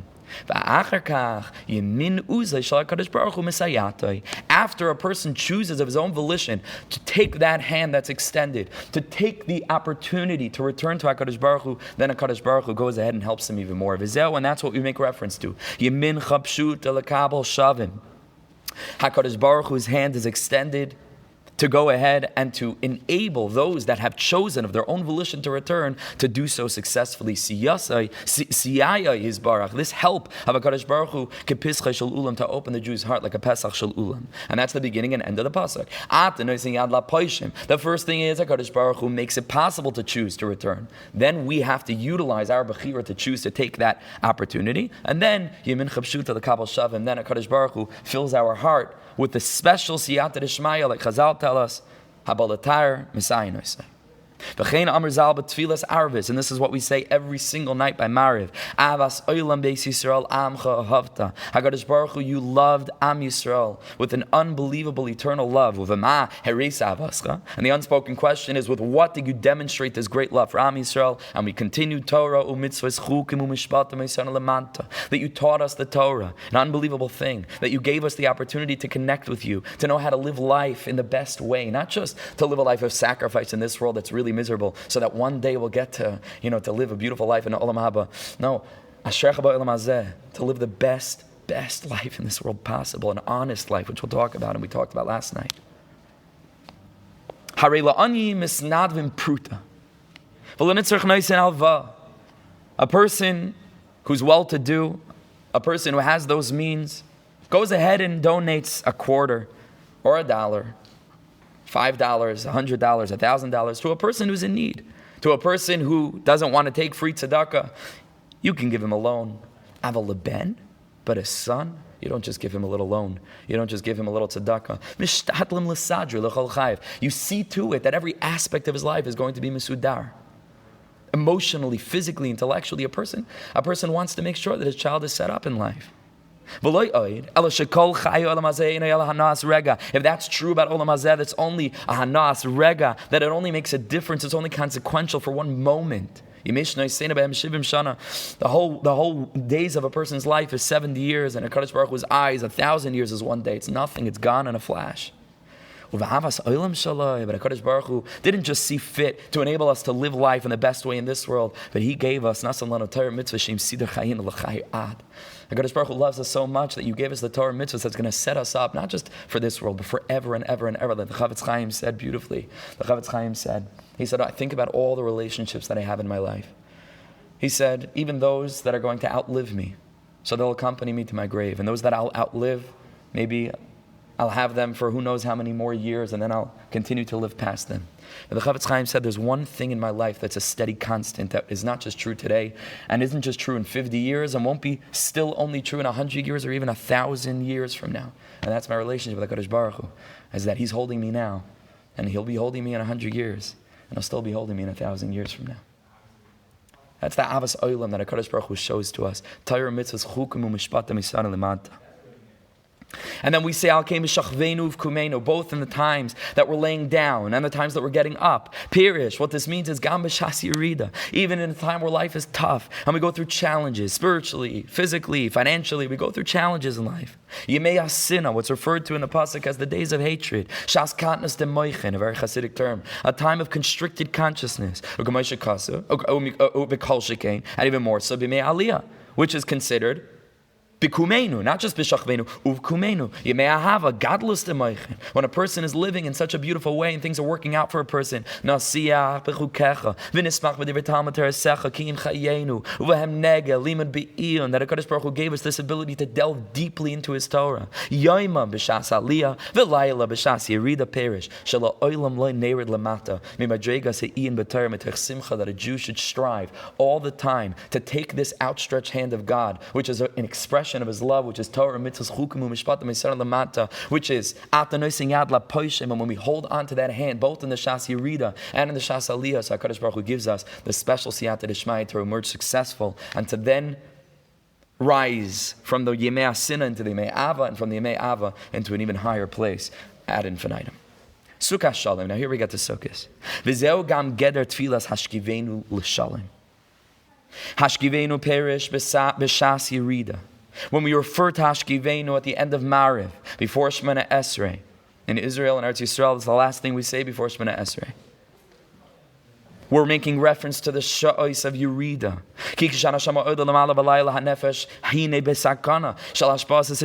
We know that sleeping time is a very dangerous time. It's a time when people can see Keri, right? What's Keri all about? What's that about? That means that there's certain aspects of chitzonim that are at work when a person's neshama rises to the higher realms, to the point that we have to thank HaKadosh Baruch Hu, the kai neshama shenasata b'tayri ata barasa atitzad. We have to thank him anew because it wasn't so simple that we should wake up in the morning.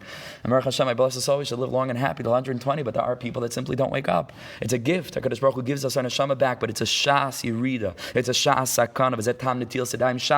That's one of the reasons that's brought for why we're washing our hands in Tzilas Yadayim Shachris, because there was a certain klipa, there was a certain negative force that was resting on the body. That's a whole separate shir, a whole separate sugya. Why dafka on the hands? The hands represent the hands represent a distance from emuna. The hands represent this that a person accomplishes in his own life. That's really where the chitzonim are. Right? They try to grab onto a person's handiwork to be able to lead him astray from understanding that really everything was kedusha, everything was HaKadosh Baruch Hu. Okay, so we do Netilas Yadayim. V'hamideinu b'shas aliyah. V'keitza nishmar be'es yirida. And this is what we say not just before Sukkos. What's that? Its definition is to raise. To raise. To raise the hand, Netilas Yadayim, absolutely, and also ba'alacha, person is supposed to lift up the hands to one's head, and the mind. Again, I don't want to get into this now. Likutei Moharan is marich, that the mind is the bechira of das, right? The mind is the bechira of emunah, of consciousness. Mayim itself is related to das, right? The law said lavai. It says that umala arz deila das is Hashem kamayim liyam chasim. So the whole inyan of Netilas Yadayim is to pour water onto the hands that are koichava itzim yadi to clarify, and then to lift it up to the head, which is emunah. Absolutely. Not getting into that now. Right, the Netilah is the taking, and to lift it up. So, what do we make reference to when we talk about how to guard ourselves in this time of hashkivenu, in this time of laying down?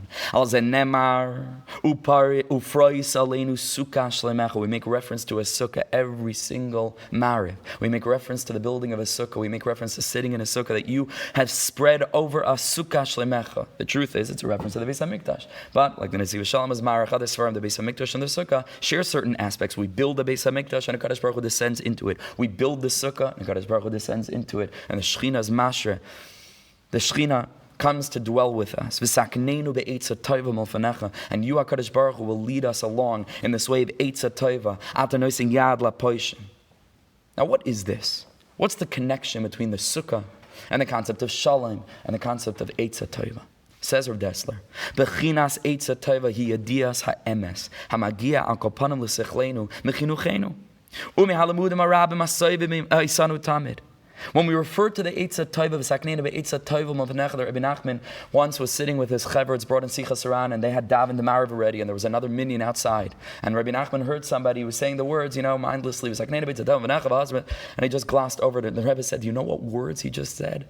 Mamish, these need to be the words of my breast. They spend a long time. What greater plea is there for a feeble human person living in this world, so limited, so lost, so confused, so wandering, and we're begging HaKadosh Baruch Hu, give me clarity. Is there any deeper tefillah than that? That we have to really be focused and conscious when we're saying these words, not just to gloss them over. Rebbe Nachman was very makbid on that. What is this Eitza Tova? Says Rav Dessler. That's the Yedias HaEmes. Okay, that's the first buzzword for Torah and Aleph. The idea of the truth that's already embedded within us from our youth and from all of our limudim along the journey of life. Like we say in Moidim, the nisim that are constantly with us. The aspect of HaKadosh Baruch Hu that's accessible to us at all times. If we'll only be brave enough to open our eyes and knowledgeable and wise enough to take that hand. Listen to this. Even a person who's still stuck in the experience of hashkivenu, a person who's still stuck in the bechira of b'shachvenu. Shadayin Pesheah, who he's still stuck in that place of spiritual and existential confusion and sin. He has not yet brought that which he knows in his mind to his heart. Listen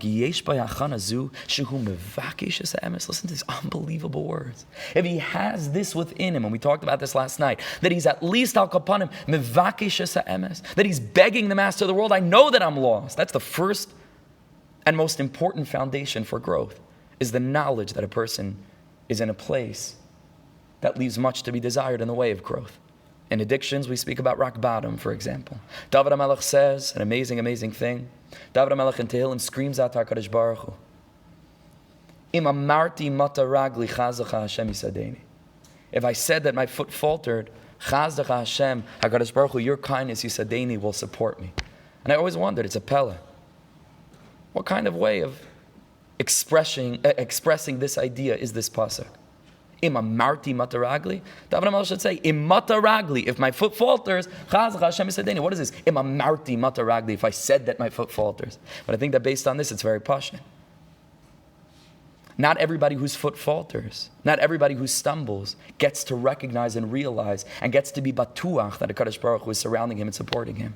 But im amarti mataragli. If a person is conscious of this, that he's faltering, if a person knows and a person still has a heart of flesh, a breast liver heart, leiv basar, a heart of flesh enough to feel that a person is not where a person's supposed to be, that he's mevakish emes, that he screams out to HaKadosh Baruch Hu, guide me because I need guidance. Im amarti mataragli, then we could be batuach nechazach Hashem yisadeni.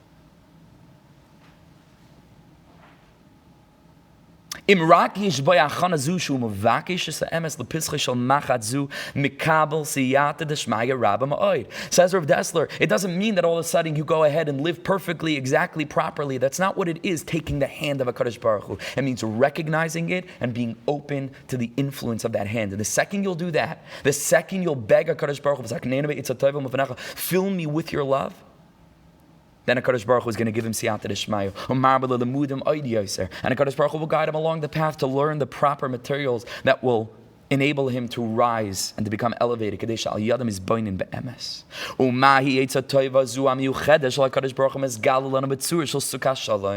What's the connection between this that we make a reference to the Sukkah Shalom, to the Sukkah of peace, and this Eitzah Tova of HaKadosh Baruch Hu? What is the Eitzah Tova?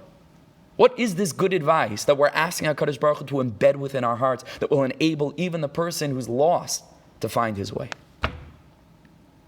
Says Rav Dessler, Hine Sukkah hu diras arai. This all everybody knows. The Sukkah is a diras arai. We build this Sukkah as a temporary structure. There is a machlokes in the Gemara, which we'll get to, if the Sukkah should be a diras arai, a diras keva. We go ahead and build a diras arai. It's a flimsy structure, hopefully strong enough to withstand the storms that we've been having in the wind that knocked down some tents today. But al kapanim, it's a diras arai. It's temporary. We put it up, we take it down, we move back into our homes.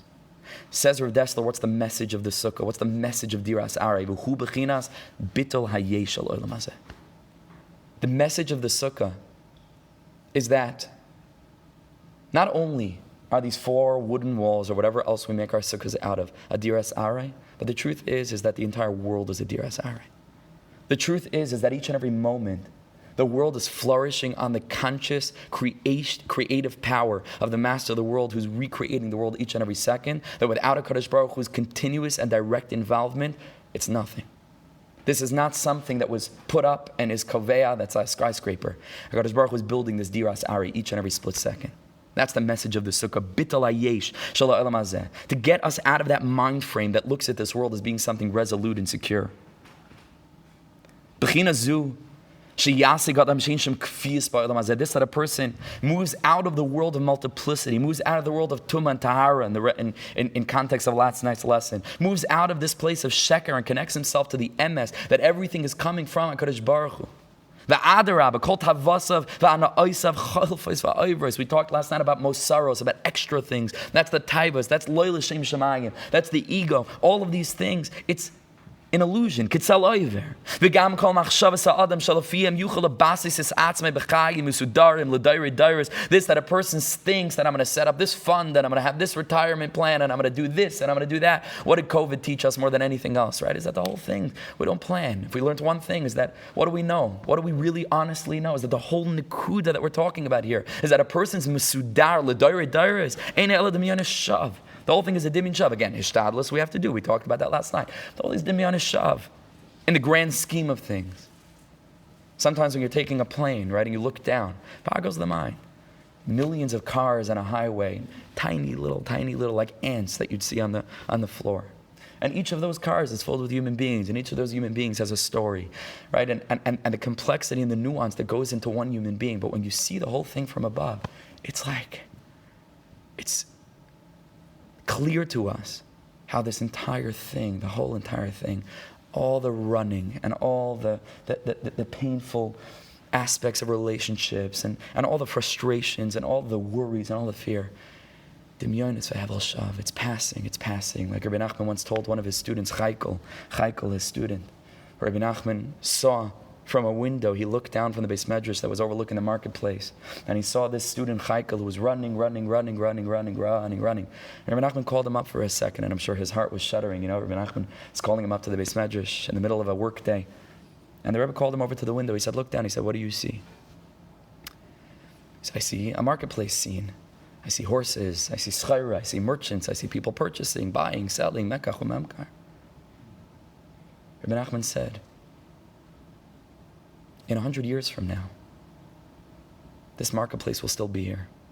There will be different horses. There will be different merchandise. There will be different buyers, different sellers. You won't be here and I won't be here either. Rebbe Nachman says, are you so busy, caught up in this world that you don't have any time to look up at the sky? Rebbe Nachman had initially asked him, did you look up at the sky today? He told him I had no time.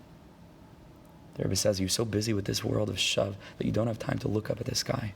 And not just at the physical sky, understand? To focus on things that are ruchni. To focus on things that really matter. La'ol me'ad. Bital ayesh. Diras aray. V'hasaga zu b'chinas yediyah sichlis. This hasaga that HaKadosh Baruch Hu gives us is Eitz HaTova. To take us by the hand and say, Tatale, the whole world is a bit of a diras aray. Hareyu abachina hatachtoina should be in Sukkah. Says Rav Dessler. I don't want you to think that this is mamish. This is what the Sukkah is. This is the most basic understanding of the message of the Sukkah. How does he know it's the most basic? Because v'gam b'nei umas ha'olam yichadam la'asiga. If you sit down a non-Jew and really talk to him and explain to him, he's going to be able to understand this. You think the Jews are the only ones who understand that life is really fleeting? They understand that life is fleeting. Hakara zu mitsuya hitzel kol ben das. Not a Jewish hasaga. This is every single human being's hasaga. That this world is fleeting. Kol ben das. He says a person who's really living conscious to what life really is, understands that the whole inyan of Olam Hazeh and taivas and all of this physicality and the obsession with the physical world is hevel. Only spiritual things, and spiritual could also doesn't necessarily have to mean religious. People today, they're big spiritual movements. Spiritual but not religious. Okay, but spiritual could also mean anything relating to the spirit. Relationships, for example, there's something spiritual there. There's something deeper there. Klape, the true spirituality, even that is shav, but there's something there. There's something deeper than the selfish pursuit of physical gratification.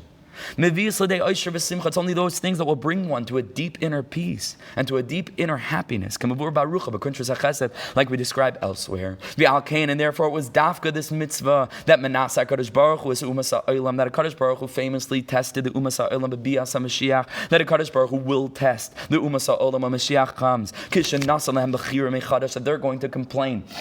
And they're going to say, if you would have given us the Torah, we would have also gone ahead and built this wonderful relationship with you. And we should also be zocha now to all the beautiful things in La'asad Lava. And HaKadosh Baruch Hu says, okay, we'll wipe the slate clean. We'll give you bechira. And we'll give you a mitzvah to do. And let's see how you can manage it and how you can handle it. HaKadosh Baruch Hu, like the Gemara tells us, HaKadosh Baruch Hu Baba Truni and B'Yosef. HaKadosh Baruch Hu doesn't come to go ahead and to torment his creatures. HaKadosh Baruch Hu doesn't come to make things tough for us. HaKadosh Baruch Hu is not out to get us. They don't teach us this in yeshiva so much. HaKadosh Baruch Hu is not out to get us. Ein HaKadosh Baruch Hu b'trunim b'yosef, kamuva b'sachas avodah zara, v'al kein noisel ha-mitzvah zois. That's why HaKadosh Baruch Hu dafka gives them this mitzvah, shegidra kvar musag lem hate to be sichlis, because this is something that any bar das is able to understand, this mitzvah. V'anisayin b'alavara, but what's the test? The Nisayon comes to clarify, even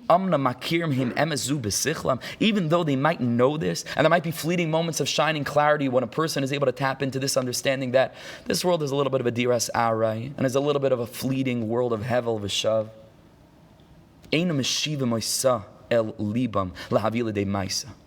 But tachlis, bottom line at the end of the day, are they able to make sacrifices to live in this way? Is this yediyah able to impact every aspect of their lives, to be the overarching premise of the way that they live, the way that their human experience plays itself out? That's the test. When a Kadosh Baruch Hu goes ahead and a Kadosh Baruch Hu makes it so that they should be in a place of tsar and koishi. What happens? Each and every one of us leaves the sukkah in disgust and kicks it on the way out the door. They don't have this nekuda where Am Yisrael is willing to sacrifice for this, where we're willing to put in the effort and we're willing to go ahead and to try our best to live in accordance with these ideals. The ideals, the whole world has this ideal. Everybody understands that we would like to live in this beautiful, wonderful way, and we would like to go ahead and not live selfishly, but engage with the ruchniest things, with the things that are eternal, that matter. But Am Yisrael, day in and day out, each of us in our own lives, we're willing to make sacrifices. And even when the going gets tough, that's when the tough are really able to get going. When we're able to go ahead and even be mesameach, even when it's tough, because we're knowledgeable and we're knowing that even the efsharis bital hayesh, even the capacity for us to live in such a way, brings us such great joy that it'll enable us to overcome the challenges to that goal. Anane hakavod, and here we really get into it. Chazal tell us that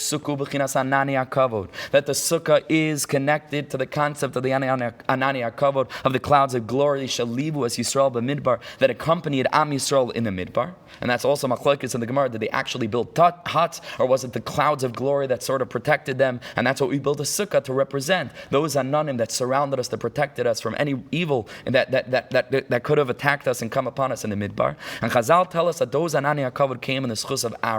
There were 3 gifts, the Gemara in Tainus tells us, were given in the midbar. One was the be'er of Miriam, one was the man that came in the Succos of Moshe, and the anani hakavod came in the Succos of Aaron. And now we'll be able to understand not just the progression from hashkivenu to Eitzah Tova, that's the Eitzah Tova HaKadosh Baruch Hu gives us when we're going to be open enough and honest enough to say we need help. And it's not just the concept of diras are, that's the inyan of the Eitzah Tova, but what's the connection to shalom? Why is it called the Sukkah Shalom? Because it was the mid of Aaron who pursued peace, v'roidev shalom, and ran after it. He loved peace and pursued it. So now we're able to understand just on a very basic level why we call it Sukkah Shalom, because the Sukkah represents the anani hakavod. The anani hakavod came in the Succos of Aaron, Beseder. So once Aaron's whole bechira is Shalom, so now the Sukkah that comes to represent that which came in the Succos of Aaron is also going to be called the Sukkah Shalom. Okay, beautiful, basic. And here we get into Torah and Aleph. What's the connection between bitul hayesh, between connection to a world beyond this physical experience, and shalom, and deep-seated peace? Listen to this, Chevra. B'Zohar, Parshas Emor, the Zohar Kodesh and Parshas Emor, maybe oid b'china nesefes b'zeh. The Zohar Kodesh adds another aspect into this relationship between the Sukkah and Aaron. Between Shalom and Aaron. V'omer Sham, and the Zohar Kodesh tells us, Anani kavod b'schus Aaron, the Anani hakavod that came in the schus of Aaron, came because the pasuk says, Moshe Rabbeinu, pleading with HaKadosh Baruch Hu not to wipe out Am Yisrael after the sin of the Meraglim, tells Hashem, Asher ayin ba'ayin nira ata Hashem, that Am Yisrael saw you face to face. We saw you, we had that eyesight, we saw you. Sheker mazik leinayim, we saw you. And the Zohar Kodesh says that this word nireh, to see, is the osias Aaron. Where did the HaKadosh Baruch Hu appear to Am Yisrael?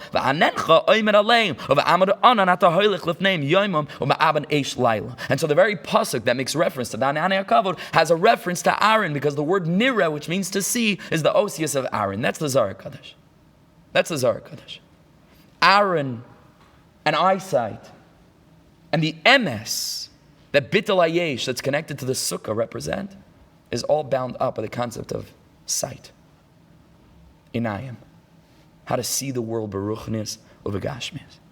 Hare sha'ayin ba'ayin re'iyah bechira ma'oid b'giluyav shel HaKadosh Baruch Hu. This clear re'iyah, this clear and pristine way of looking at the world, not to be fooled by the illusion of the physical facade, but to be able to tap into something deeper. Hi bechinas anani hakavod v'igam bechinas arin midas shalom. And this is the aspect of arin that's the midah of shalom. Why?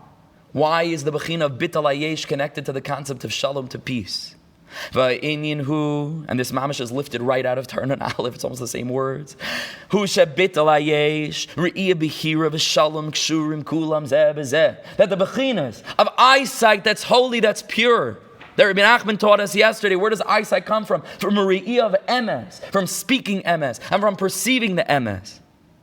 And the bechina of shalom, and the bechina of peace, the bechina of achdus, of unity, are bound together with one another with the concept of bitul hayesh, kedusha, the realm beyond the world of tumah and tara. And he says, listen to this. You can never have true peace, true unity, true oneness, true objectivity that comes from a realm beyond to be able to bring us all together in such a way that we don't feel that I want one thing and you want something else. Ella bebitul yesh hagashmi. Avnei shayish tar.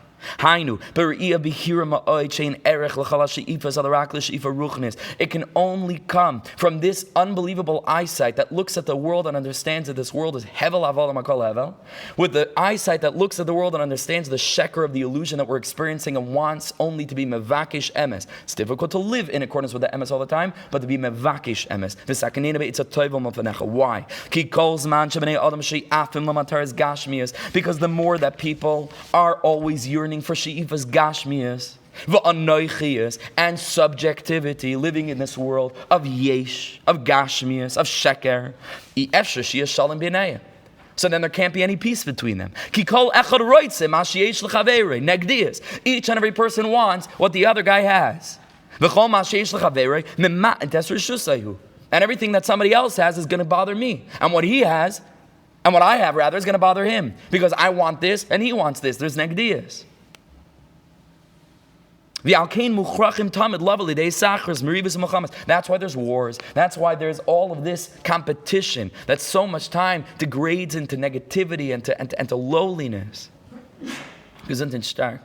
Because there's this aspect of yesh, where I'm a yesh and you're a yesh, and we want different things, disparate things. And so there's going to be kitata, there's going to be a meriva and a machama. But if all of humanity were to be subsumed within this aspect of kedusha, of achdus, of emes, of ruchnius, of kulei toiv, then you're going to have real peace. Then you're going to have real unity. The garza evim keves, like Rebbe Nachman brought that last love. By Yemahu Hashem echad. So memela, if there's echad, there's emes, and memela, if there's emes, there's shalom. In a spiritual sense, when you and I are living with our complete and utter focus on the aspect of the emes of creation, of why we were put here, for matos ruchnis, for spiritual goals, so then the petty things don't matter. Because we're in it for the same purpose and we're able to work cohesively if we really believe in something. When you have a company, usually non-for-profits, it's very, very, very tough if people honestly believe in the mission of the organization for there to be petty disputes. You do this, I do this. Because whatever's best for the movement, whatever's best for this overarching goal that unifies us, that's what it's all about. That's what it's all about. Bitul hayesh. Aaron Akayin, Nireh is Oisius Aaron, to see with Ruchnius eyes, to see the emes in the world. That's going to bring to the bechina of Oyev Shalom, V'roidev Shalom. And that's why the Sukkah is called Sukkah Shalom. Because the Sukkah is the Nani HaKavod of Aaron Akayin. That Aaron Akayin is the bechina of eyesight, Nireh. Adarabba, when it comes to ruchnius, the more the other guy has, the better it is for me, like Rebbe Nachman says. If a person finds himself in a time of yerida, don't look at the next guy and say, "Oh, chaval, like I wish he was down here in the dumps with me," because that shows that a person is really not in it for HaKadosh Baruch Hu. You're in it for yourself. When you're in it for yourself, misery loves company. But if you're in it for HaKadosh Baruch Hu, so Adarabba, you're having a tough time learning, go into a beis medrash, go into yeshiva, look around and say, HaKadosh Baruch Hu, I'm so happy that there are still Jews that are still in a Shas Aliyah. I'm so thrilled that the guy next to me is davening with such kavanah, even though the whole davening, sometimes you can segue from Shemana Esrei into like Birchas Hamazon, and the guy next to me is mamish with kavanah the whole time. HaKadosh Baruch Hu, all I care is about you. And so I messed up and I'm having a difficult time. I'll try better the next time. But I'm so thrilled that you were able to have the sweet feel of the next Jew rising to you. That means that it's not about you, it's about him. That was Korach's problem, without getting to the depth, now we're running out of time. But the bechira of Korach was vayikach Korach. Korach, it was all about him. It wasn't about what was best for HaKadosh Baruch Hu, because all it was, even though it was ruchnius, he wanted to serve HaKadosh Baruch Hu. He didn't want the kahuna stam like we find in Bayesheni, right? How the kahuna became such a free-for-all and was used for political purposes. He wanted to serve Hashem, but he wanted to serve Hashem for his own purposes. And therefore, the pasuk is a remez, vayikach Korach. This is a predictor. Vayikach Korach. Everything was about taking. Vayikach Korach doesn't work that way. It's not how ruchnius is built. True ruchnius enables each person to be aided by the success of his friend. Aided. Not detracted from. And there's simcha, and there's tov, and there's no fights. I can't make this up. I mean, you'll tell me. Aaron Kahana Kadisha. Kedusha. Which is the realm of Achdus, which is the realm beyond Tum and Tara, which is beyond the realm of subjectivity, which is the objective truth of the MS of eyesight that's related to Aaron. That's the Sukkah Shalom. Ki HaKedusha v'haprishos hein hamekar shemimenu noibes minas hachesav hashalom shel Aaron HaKohen. It's from that realm of Kedusha that Rebbe Nachman taught us is connected to the place of Koydem Abriya, is connected to the realm of Echad Yachad Miyuchad, that Aaron HaKohen is drawing his ability and capacity to expand the boundaries of his experience to include everybody else. Ukasav Sham, Bazayar, and the Zayar tells us that all strangers, all of those sojourning in Am Yisrael, Yeshu b'Sukkah, should sit in a Sukkah. Says the Zohar Kadosh, Kol man de'iu mishar shebegiza kadisha d'Yisrael. All of those that extend and that come from this holy source of Am Yisrael. And he says, Ezrach is Meloshin Zricha, he explains, right? Because the word Ezrach, which means to sojourn, is also related to Zricha, which means spiritual illumination. So those that are drawn, Kala Ezrach Yisrael, that they derive from that holy shining source of the Jewish nation, Yeshu b'Sukkah, they should sit in the Sukkah, in the shade of faith. And this is the Gemara of Rav Dessler. They couldn't handle it. Those that don't come from that place of Kedusha, Visharsha Kadisha, it's Kedusha di Yisrael, Lo Yasiv Behu, V'yapek Armei Mitzloisa Tzila de Bemenusa. They will ultimately need to remove themselves from that bechira because they can't draw from the place of Kedusha, Memela. They can't all sit together in the Sukkah Shalom. Ksiv, Kanan Biyadei Moizni Mirma, Da Eliezer, Eved Avram, a reference to Eliezer. V'tach Hazi says the Zohar, an amazing thing. Ksiv Aru Kanan. It says about Kanan that Aru Kanan, it's cursed. Begin the Zacha Kanan, Da L'Sham Shel Avram. Because this accursed Kanan, which is a reference to Eliezer, was able to serve Avram Avinu, Yasif Tchais Tzila de Memenusa. It was able to sit in the Tzila de Memenusa, Zacha L'Meipak Me'ahu Latya de Islatya. It was able to remove the curse from upon itself. V'loi oid el dechsiv v'yemer boi baruch Hashem. He's called blessed, not cursed. The Chol man di Yasif Tchais Tzila de Memenusa achsin cheiru lei u'levanoi la'almin, is able to go ahead and to bring peace and to bring cheiru, which is freedom, to himself and to his children forever. U'man da apikarmei achsin and those that remove themselves from the Gizah Kadisha, which is Kedusha, which is Achdus, which is Aaron, which is Nira, which is this holy eyesight, which is Sukkah Shalom, they're not able to draw from that place at all. I don't want to get into this now. You'll forgive me because we did start 10 minutes late, so I have those 10 minutes. I have to give them to me. Everybody's free to leave, but we have to cover ground here. Az Yashar Moshe B'nai Yisrael. Not getting to the depth of this now. We're going to touch on it a little bit more later. All the tzaddikim say, is a composite of Aleph and Zayin. without getting into the Kabbalistic depth of this now, the Maral already in many, many places on a very basic level teaches that Zion is associated with Teva, right? That the number 7 is 7 days of the week, and 7 oceans, and 7 musical notes, and 7 metals, and 7 continents, and 7 planets, and v'chule, v'chule, v'chule. The physical world is founded on the concept of 7s. When you have 8, which is 1 lemala, that's the bechira of Lamala Me'ateva. And that's why Hanukkah, for example, is the bechira of 8 days because it's an open nes nigla. That's why Bris Milah is on the 8th day because it gives us the opportunity to rise above Teva, etc., etc. Aleph and Zayin is the word Az Yasher Moshe. When the Aleph is drawn down into the Zayin, in the context of what we're going to be discussing and have been discussing last night and tonight, and we'll continue to discuss to the end of this year, Aleph represents the Echad Yachad Miyuchad, the realm of Kedusha, of Precious, Mima'al Mi'aver, Koidem Abriya, and the Zayin represents this physical world, the multiplicity. Aleph Zayin, Yasher Moshe B'nai Yisrael. Yasher is also a composite of 2 aspects, 2 elements, the Yud and the Shar and Shir. Rashi already tells us. Why does it say Az Yasher? So it said Az Shar. Yud al Shem HaMachshava Nemer, Rashi tells us. We wanted to say that Am Yisrael already knew in the beginning that they thought that we're going to sing. And so HaKadosh Baruch Hu wanted already. Why does Yud refer to Machshava? That's also a Kabbalah Indian. Okay, but Rashi already makes reference that the Yud al Shem HaMachshava Nemer, that they had in mind to sing. Yud Shar. Machshava is Koidem Abriya. Before the world came, Mikayach HaLapoel, Seif Maseh B'Machshava Tchila. That's the Yud of Shar. The aspect of shirim is always the aspect of multiplicity because you can't make a song unless you have a divergence of different notes and harmonies and things that are coming together to make this beautiful, a melodic, beautiful sound. And that's the bechina of Aleph Zayin, Az, and Yasher is Yud Shar, which is also the same aspect of the Aleph and the Zayin in a different aspect. And the Chiddush I want to say, so far that's not a Chiddush, that's brought in the Sfarim, but the Chiddush is that Moshe U'Bnei Yisrael is also these 2 aspects.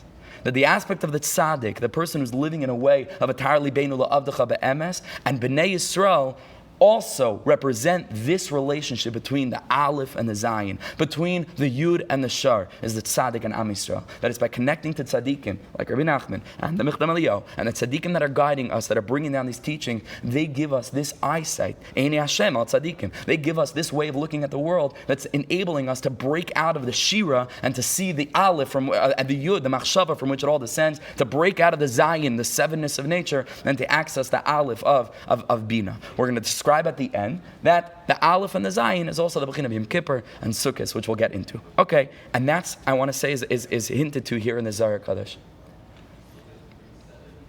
It's hinted to in the Zohar Kadosh. That the Zohar Kadosh says about Eliezer, that Eliezer had no business connecting to this bechira of Kedusha. But he was zocha to be Meshamash Avram, which is Moshe, which is the tzaddik, which is someone who's elevated, someone who's Avam and Goyim, someone who's connected to Amunah. Mamela, he's able to access the realm of Kedusha. Moshe B'nai Yisrael is Yud Shar, is Yashir, is Aleph Zayin, is us. But the Michtav M'Eliyahu picks up and he says, Le'el adavar barur. Based on what we explained before, this Zohar Kadosh is simply understood. Ki Sukkah diras aray, hu b'chinas bital yesh hagashmi. The whole bechina of the Sukkah is bital yesh hagashmi. Hu riyas ayin ba'ayin. It gives us the ability to see, to truly see, arin, nireh. Riyas ha'emuna b'chush, to see this world and understand it as deriving from the place of the Echad Yachad Miyuchad that recreates the world each and every second, and that everything that happens within the world is called the Avad Rachmanas L'Tavavid. Why is it L'Tavavid? Because it's Toivu Meitiv. Where does Toivu Meitiv come from? Derives from the realm of Kedusha, of Precious. The shade of faith. That's what the Sukkah is. We enter the Sukkah and we enter this place of Bital Ayesh. We enter this unbelievable charging station to plug us into the reality that's Lamala. That's the Aleph that transcends the Zayin. Tzel ha'emuna. Ubesiluk ha'sheker. Nobody asked him to use the word sheker here. He didn't mention it until now. But the Mahamesh, he's drawing from the Bechina of Nun Aleph. Emes and sheker. Ubesiluk ha'sheker v'ashi'ifu legashmias mizgala or ha'emes. And this, the whole turn on Aleph, is about Einayim, is about Emes, is about no negdias, is about Shalom and unity. And Miskala Ara Emes, Shehi Bechinas HaCherus, and that's connected to the concept of freedom. Ein Lucha Ben Chayrin, Elamisha Oisik. And the Rav Dessler points out, it doesn't just mean someone who learns. Someone could learn their whole life, and someone could be the biggest Baki in Shas and Poskim and still not be free at all. We see this oftentimes. A person can come home and Adarabah, because of the learning, the relationship with the children is Very, very strained. The relationship with the wife is very, very strained.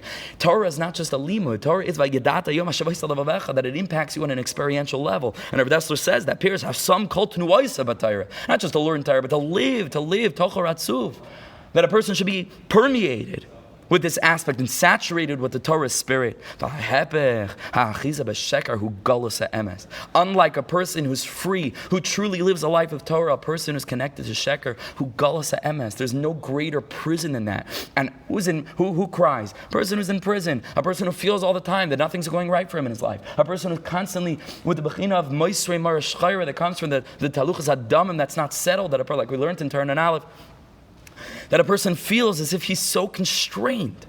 That it's not the bechira of min ha-meitza karasi ka and anani ba-merchav ka, because a person doesn't realize that there's anybody to call out to. And there's no batzar, hirchavta li, that HaKadosh Baruch Hu gives me the harchava. HaKadosh Baruch Hu drops this beautiful point of luminescence from the world of achdos into my confused and befuddled state. And so then I'm able to go ahead and to tap into something so beautiful.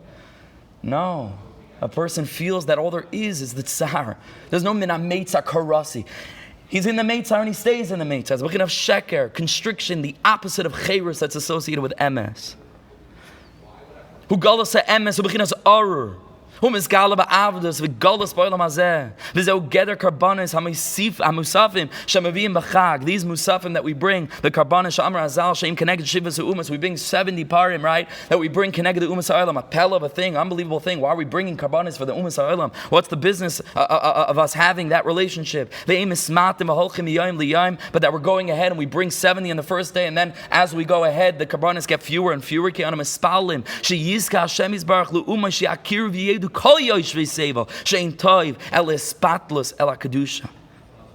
Hainu she'yasser koichom mikviusam shebetuma yisaydem. Tuma, as opposed to tara, in the world of multiplicity, in the world of sevenness, is that we're bringing all of these karbanis for them because we understand that they have shaykhis to this. We understand that the whole world has shaykhis to this. We daven Rosh Hashanah, we daven Yom Kippur, v'yeda kol pol ki yata be'altei, v'yamin kol yitzur ki yata yitzarda. We say in Aleinu also, yikablu chulam es ol malchusecha. We don't want to just have the exclusive. We want it for everyone else. We want the whole world to be swept up in this objective understanding that the only truth is ruchnius, that the only truth is the Creator, and we have to open our eyes to it.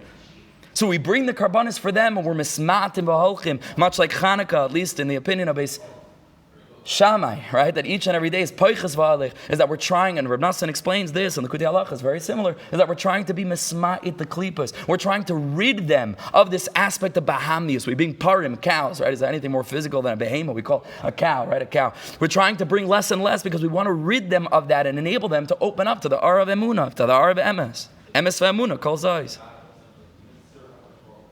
Could go into that also. Emes feminine kol zayis. It's also very deep. Kol is the bechina of hiskalulus. Kol is the bechina of emes. Zayis is malchus. Zayis is the bechina of emunah. We live in a world of zayis where I can point at different things. Zayis. And when I point to one thing, it's the exclusion of everything else because we live in a world of directions of the right of the six ksavos up and down in the four directions. And so zayis. Kol achad marbed's boy. Right, to be able to point and to say at different things. But the aspect of kol is the all from which everything derives. That's the world of emes. Emes ve'amunah, kol and zayis. That's that relationship that we're trying to go ahead and fill the zayis with the light of kol, to fill the amunah with the light of emes. And we can't go into that now. Yeah, that's adra, but it's dafka though. Dafka. Because it's when we're going ahead and the whole entire, who do we paskin like? Paskin like Beis Hillel, right? That moisif v'hailech. That each and every day we're getting closer and closer and closer to that illumination of our experience until the 8th day is mamish zayis, is mamish where we're able to live in a world, zayis, malchus, that's illuminated with this unbelievable light of HaKadosh Baruch Hu. And that's emes v'emunah, just very, very briefly. I'm hinting everything but Ramiza. We could talk for a very, very, very long period of time. We're out of time now. Almost out of time. Not yet. Don't get too excited. We're almost out of time. But the bechina of emes emunah is itself singularity and multiplicity. Emunah, there's 1,000 faiths in the world. When it comes to faith, everybody believes in what they believe in. It's all an interpretation of this world we described yesterday. But the emes is single. Emes is single. In Kabbalah, emes is related to the sphere of Tiferes, which is related to Yaakov Avinu Torah Shebiksav. Emunah is related to the sphere of Malchus. That's also the Yichud Kudsha B'richu Shchinte. Kudsha B'richu HaKadosh Baruch Hu, that term is related to Tiferes, which is the transcendent element of God that reveals itself in the world of Emes Beyond. And the Shechina is that godliness that we manifest through our own consciousness in this world. And the goal is to be Miyachid Kudsha B'richu Shchinte, is that we should connect ourselves to the right faith, right? To the faith that's aligned with the truth, that there's only one of those. That's the goal. Yichud Kudsha B'richu Shchinte, to make a yichud between Emes and Emunah, to make a yichud between Kol and Zeus.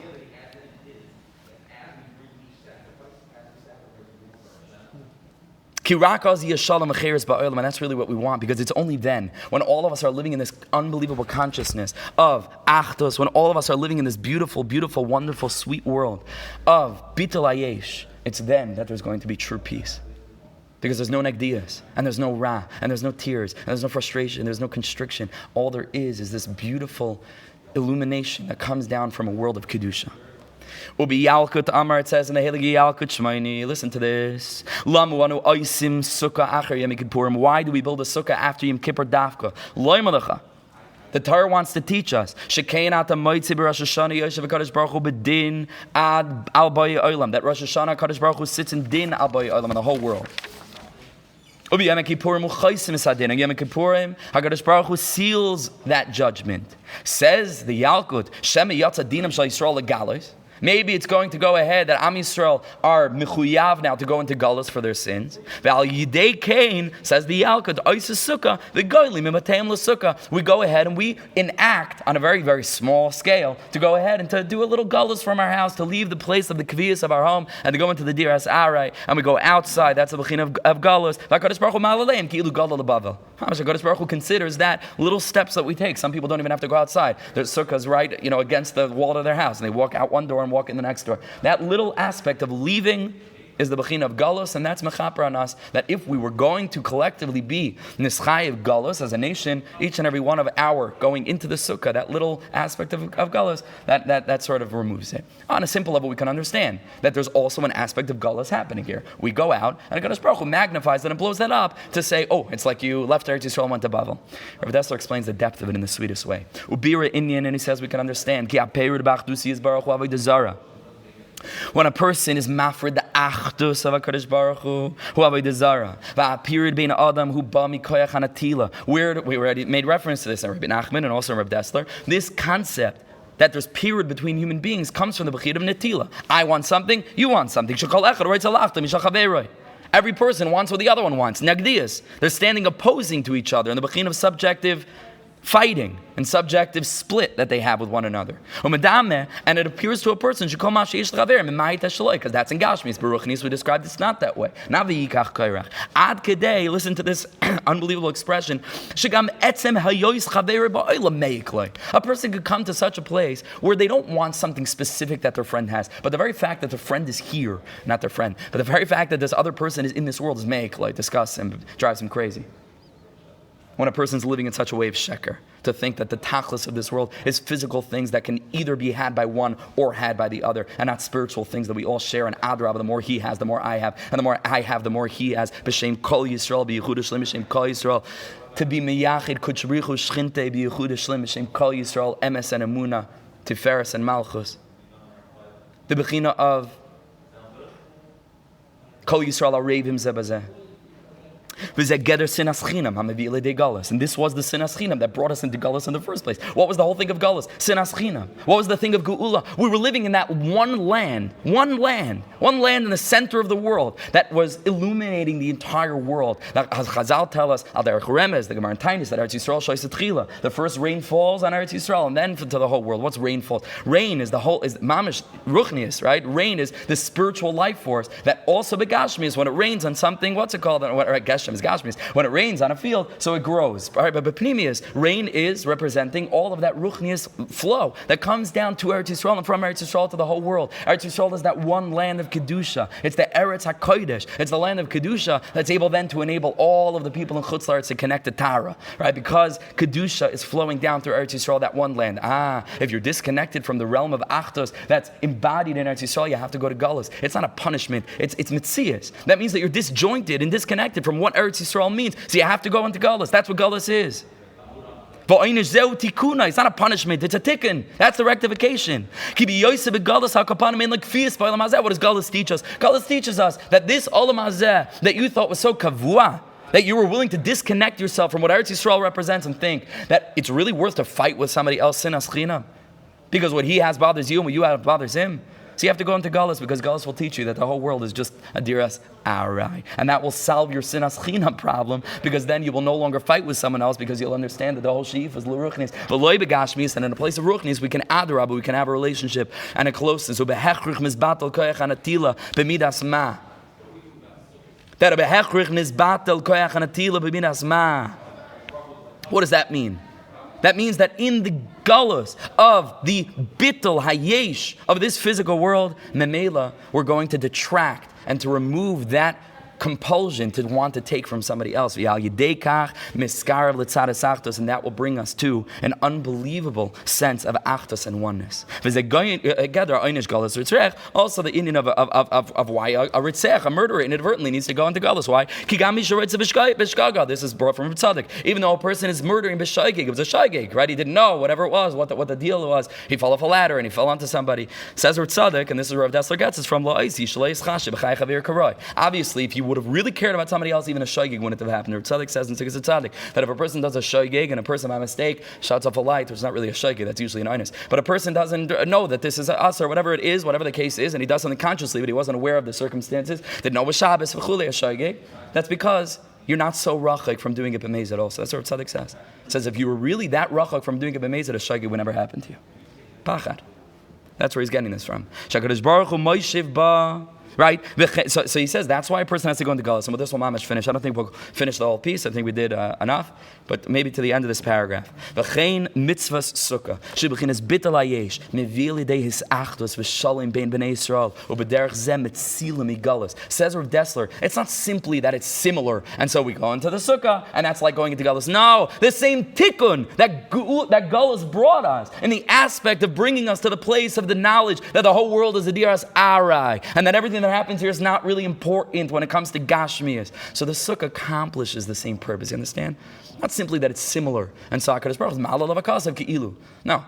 It's mamash the same message. The message that we would get by leaving Eretz Yisrael and going into Galus to solve our sinas chinam problem, going into the sukkah solves. Because the sukkah as a diras arei teaches us this message of bitul hayesh, of connection to the Kedusha, to Aaron Kadisha, to Aaron that's described as holy, bringing and drawing from that realm of Kedusha, from that place of Aleph beyond the Zayin, that enables us to tap into the eyesight of Ayin Ba'ayin Nira, Oisias Aaron, that Aaron is Oyev Shalom, Bereidiv Shalom, that this is the Anania covered of the Sukkah Shalom, that this is the ultimate Eitzah Tova that we can ask from HaKadosh Baruch Hu. I think we'll finish here. Just give me 1 minute. Let me just scan to see if there's anything super important to finish. It's all important. Please take the sheets and do it on your own time. But I think that's really it. So just to close, one last closing statement. Yom Kippur is referred to by Chazal as Yom Echad. Yomim Yutzar v'loy Echad be'em. That HaKadosh Baruch Hu has one day out of all the days that HaKadosh Baruch Hu created is called Yom Echad. That's what Chazal tell us. That's Yom Kippur. Yom Echad is Yom Kippur. Sukkos is 7 days. When you put those two things together, it's Aleph and Zayin. On Yom Kippur, there's no Yetzer Hara. Why is there no Yetzer Hara? The Yetzer Hara represents the pinnacle of Hisnagadus, the pinnacle of Negdias, the pinnacle of the bechira of either choosing creator, like we talked last night, so foundational, or creation. That bechira, we talked about last night, is really an illusion. It's not you're choosing between one thing and the next thing, and that when you choose the right thing, you chose it, one from the other. No. When you choose the right thing, you left the realm of bechira. You didn't choose one from the other, that, the other thing is also still an option. You choose the realm in which there's no other option. You choose the realm of Achdus. You choose the realm of Kedusha that's beyond Tumantara. So Memela, the day that's one, not one in the day of 1, 2, 3, but one in the way of Mamish Echad Yachad Miyucha, that it shares in the Kadosh Baruch Hu's Achdus, that it's bottled to him, so to speak. Memela, there's no Yetzer Hara because there's no other option, there's no other way. And the whole Indian of Sukkah, Yeah, we're going to get to that. You heard the speech before Neil. So, mamish. So the days of Sukkot is mamish to go ahead and to draw on that Aleph and bring it into the Zayin. Az Yasher Moshe B'nai Yisrael.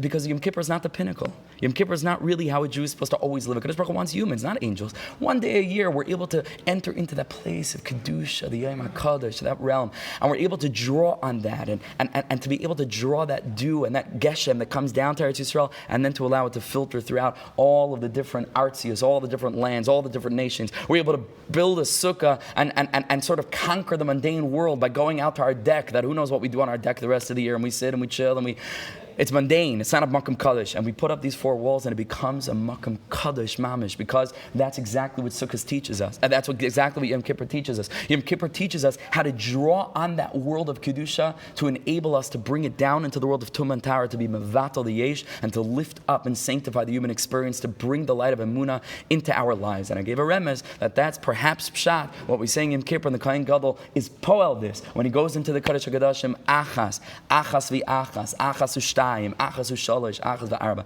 That there's going to be 7s, Achas v'chamesh, Achas v'sheish, Achas v'sheva. But each and every time that we engage with one aspect of the physical world, of the Sheva, of the Zion of us, you got to always go back to the Achas. You got to always go back to the Yom Kippur. You got to always go back to that place of Kedusha, of the ayin ba'ayin, of that clear eyesight that all of us felt just 2 short days ago, and to preserve that and to allow it to come down into our lives, and mamish to lift up and sanctify every aspect of the human condition. So again, can I prove that this piece from Rav Dessler came from Rebbe Nachman? No, but I think it's pretty darn apparent, if I must be honest with you. And just the icing on the cake, to those who came a little bit late, is that Mamash Rav Dessler begins this piece with 2 words, Neva'er Es, which I have not found anywhere else in Michtav M'Eliyahu, that I've learned, and I lurked through the first and the third chelik of Michtav M'Eliyahu, and I have not found him start a paragraph with these words, Rosh Tevis, Nun Aleph. As Hashem, we should have a chag kosher v'sameach, each and every one of us, it should mamish be zman simchaseinu kipshuta, without any obstacle, to the utmost joy, ach sameach, continuous joy. And the joy comes from this. The joy comes from living a life of honesty, of emes, be'ezer Hashem, and achtos, all of us together, be'ezer Hashem. Chaim, thank you so much for coming.